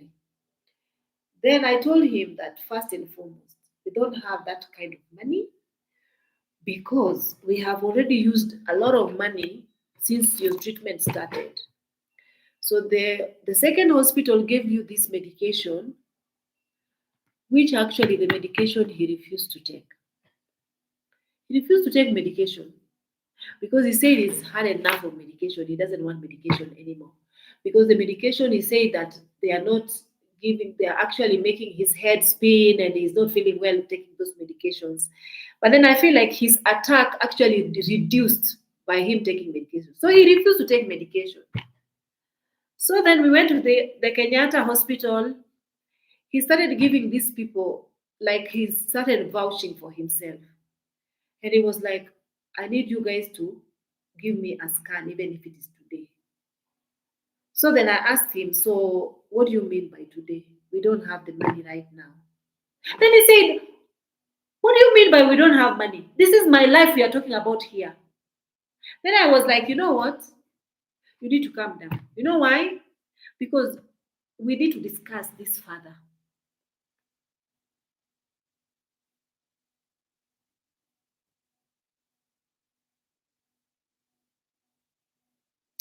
You know the nuts, those non-stick pans are horrible. Don't I would not even want you to buy them. Leave those ones. You buy good quality ones somewhere else, but not those ones. They've really disappointed me. So I can't plug you. Maybe you buy the granite one, but these ones are fake granites. They are not really granite spot. So then he was like, he was very frustrated. So I told her, we don't have the money right now. Okay, so now this doctor told him, I don't need to do CT scan, but if you insist, it's fine. Because he said I usually just treat this with medication. But this doctor wrote him medication worth almost 8,000. So he felt like you did not diagnose me with anything. You did not even go take like a CT scan or blood test to know exactly what I'm suffering from. Yet you are writing me medication worth 8,000. I'm not taking this medication. I need you guys to. So he was like vouching for himself and he was being very, to me at that particular moment, I felt like he was being difficult, you know. And as a matter of fact, let me just be honest. I felt like it's good for him to vouch for himself, but then again, we have to discuss the finances. Do we have finances for this procedure that you want to be done right now? Or can we wait? Can you take the medications that are helping you a little bit so that we can wait until we get the finances that we need? But he's like, I'll need it done now. So I'm like, okay, if you need it done, then maybe you're sorted. Like you don't need my finances for this, or you don't need me to contribute towards it financially. So you go ahead and do whatever you have to do. So because he was insisting and he's insisting, I was like, you know what? You're on your own. You go to the hospital and then he was given an appointment. For example, he was where we were differing was about finances. This is what I was telling him. I was telling him, so the doctor has given him an appointment for the 15th of, of, of December. 15th of December. So I wanted for us by 15th, we would have gotten enough money to take care of this. But he wanted it sooner. He wanted it to be done sooner. So I was asking, why not 15th? Keep taking the medications and then we go do it on 15th. He said no, he wanted soon. Then I was feeling like, then we are not communicating.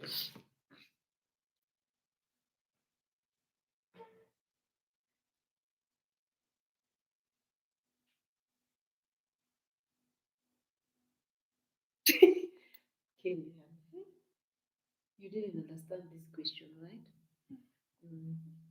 But I read here. But what you saying kuelewana na wazazi? What does it have to what has the mbona unaandika hizi wazazi? Sasa ngoja nikuambie. Siku ya Jumapili Kandenge na Juma walienda kuwinda ndege msituni. Haya, walienda msituni kufanya nini? Yes, this is what you are supposed to write. You're not supposed to say kuelewana na wazazi. This is not good. Eh? You are supposed to read one by one. You say siku ya Jumapili. Haya. And then the question asks you, Kadenge na Juma walienda misituni siku gani? Then you say siku ya Jumapili. You don't just write Jumapili. You understand me? So you say, kama if you could have had, kama ungekuwa na space hapa ungeweka walienda siku ya Jumapili. So because you have space, you can say siku ya Jumapili here. You don't just say Jumapili, okay? Then this one you have to correct this. And then you continue reading. You say Kadenge na Juma Kadenge na Juma walienda kuwinda ndege msituni. Huko msituni waliona mnyama akija karibu nao, si ndio? Aya, question 2. Walienda msituni kufanya nini? That is what you write here. You write exactly what is saying here. Walienda kufanya nini? Kuwinda ndege. You don't write this one. And then you continue reading. You say Kadenge na Juma walipiga mayowe, watu walikuja wakawasaidia. Kadenge na Juma walipelekwa nyumbani. Wazazi waliwaeleza kuwa msituni kuna wanyama hatari. Kadenge na Juma waliomba msamaha. Then the question, waliona dash ikija karibu nao. Waliona nini ikija karibu nao? Waliona mnyama. See? Now you are understanding. Unaelewa saa hizi. So why are you in a hurry? Because you want to watch TV? So you have to wrap this. Waliona mnyama. Okay, this was you got it right. Waliona mnyama karibu nao. Ni nani waliwasaidia? No. Haya. Kadenge na Juma walipiga mayowe, watu walikuja kuwasaidia. This is not wazazi. Okay? You put correct one.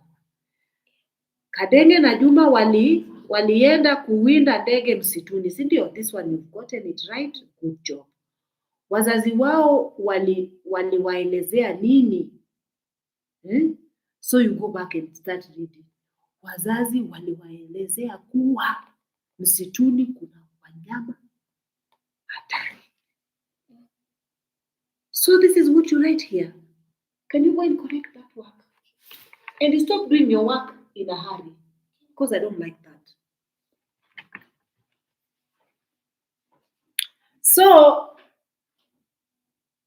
exactly. So we went. I said to him, you know what? He was given an appointment on the 15th. He doesn't want that appointment on the 15th. He wants it earlier. So then everything, whatever the doctor was telling him, he wants to do it his own way. Then I said to him, you know what? I'm going to be busy at work. You go and take care of your things. Then I left him on his own. He went. And then when he came back, I was literally thinking that he's going to be very upset with me because I didn't accompany him. But then again, I feel like, why should he? Since me, I was manning both businesses because there was no one. He was in the hospital. His associate was away. I was by myself, and my associate was also away. So somebody had to be there. We cannot keep following each other over something as simple as doing a scan and having an appointment, like having a follow-up with the doctor. So I just let him go. So when he came back, he was sort of in his feelings a little bit, because I think he would have loved for me to go with him. So I let him to continue being in his feelings. Like I didn't beg him or I didn't bother him. I was like, I feel like he wanted to be quiet or to be on him, like not talk much. Then I let him be. So I leave work, I came home, I didn't tell him, oh, me, I'm leaving, no, because he knows me, it's either I'm home or I'm at work. So I came home and left him. Then I think he sat back and he thought to himself, it's no big deal. Then when he came back home, he was very normal. He just talked to me normally. He just explained to me exactly what went on. He just like the smallest misunderstanding. Like sometimes some people are they get concepts different than the other person. So he wanted to vouch for himself. And right now, he's still vouching for himself. He's still going there asking questions. If he's not satisfied with this doctor, he goes back to the other doctor, he goes to another doctor. So for me, it's a bit too chaotic. So I let him handle it because he's the man. So right now he's handling it by himself. He did not ask me even for a single cent, or even he took care of it. Even the scan is expensive. He took care of the scan from the money that he had. So I didn't take care of it. So in that, this is to say that I am learning a lot of things. But one thing that I have also learned is that with this person, it's a for better for worse type of a situation. And it's not like because you are upset with me now, or because I said something that you didn't like now, or now I hate you, and now I don't. Sometimes you wake up, you don't want to see, or let's say, for example, sometimes you wake up, you get upset over something small, or you wake up, or you are in your feelings, like especially me, people like us women, we are hormonal, sometimes we are in our PMS, you are perimenopausal, or sometimes you don't even want to talk much, or you just want to be left alone. It's okay. Hmm? It is okay. Sometimes you need space. It's also okay. So long as if that space is going to make you feel better, it's also okay. I'm not saying needing space until you're packing your things, you're going back to your mother's house. That is not space. That is something else. Guys, I talk too much. I've spoken too much.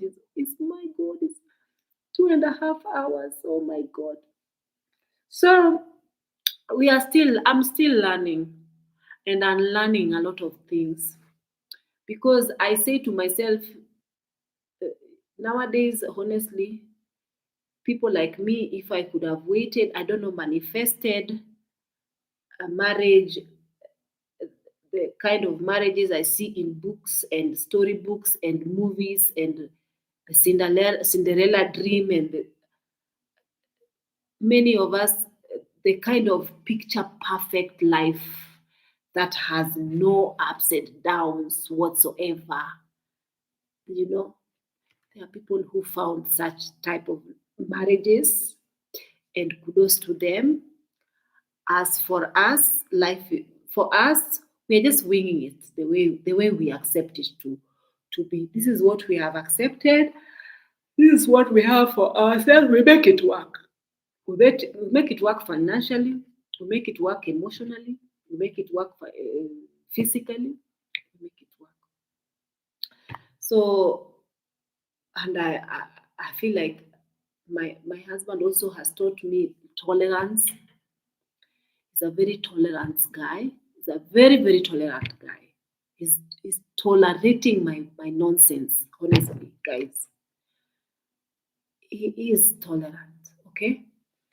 And I'm also, somebody who now I'm learning about myself. I'm very, I'm set in my ways. That is me. And I'm very authoritative. I can be a little bit controlling. That's me. And so my husband is also like things to be done a certain way as well.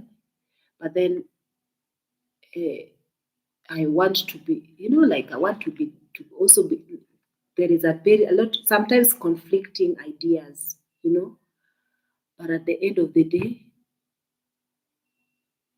you just have to to learn to live with each other. You have to learn to make it work. That is exactly what I've learned in my 3 years, almost going 3 years of marriage. That is what I've learned. And I've also learned that it gets better with time. Everything gets better with time. The more you get to know each other, the more things get better. The more you tolerate each other, the more you understand each other, and the more you learn each other. So that is that. So anyway, guys, I think I'm going to end this video here. I hope you guys love. Umenishtua. Hello?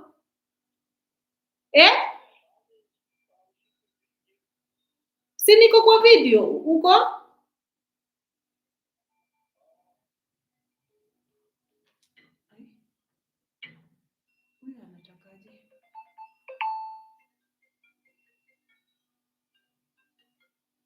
Hello?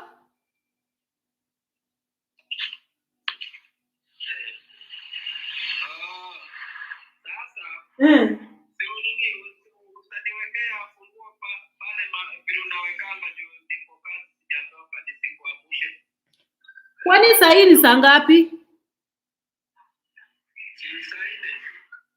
Kwani kuna nini? Mko na kazi mingi?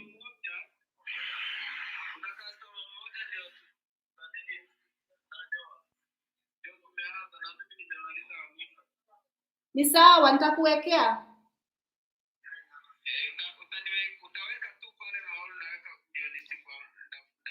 Sasa utakuja unaenda mahali ama unakuja tu?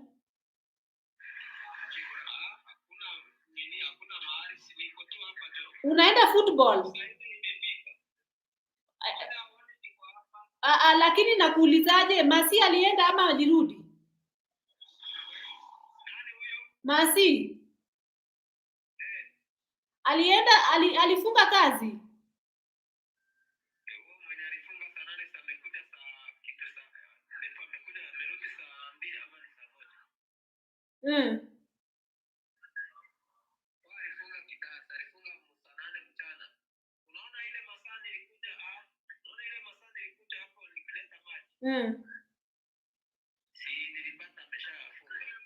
Hiyo ilikuwa saa 10.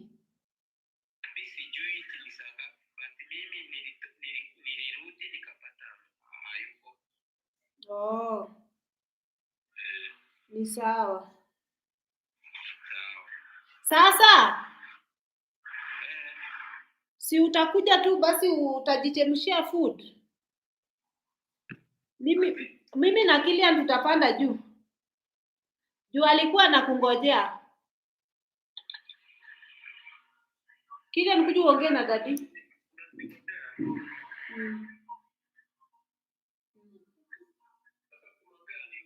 Aya, muongeleshe basi.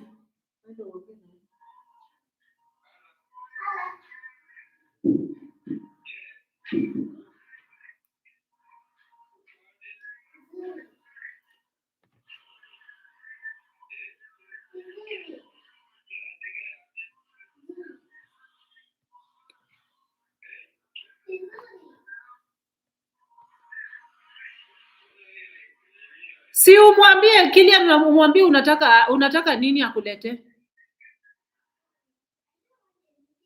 Okay, bring the phone then.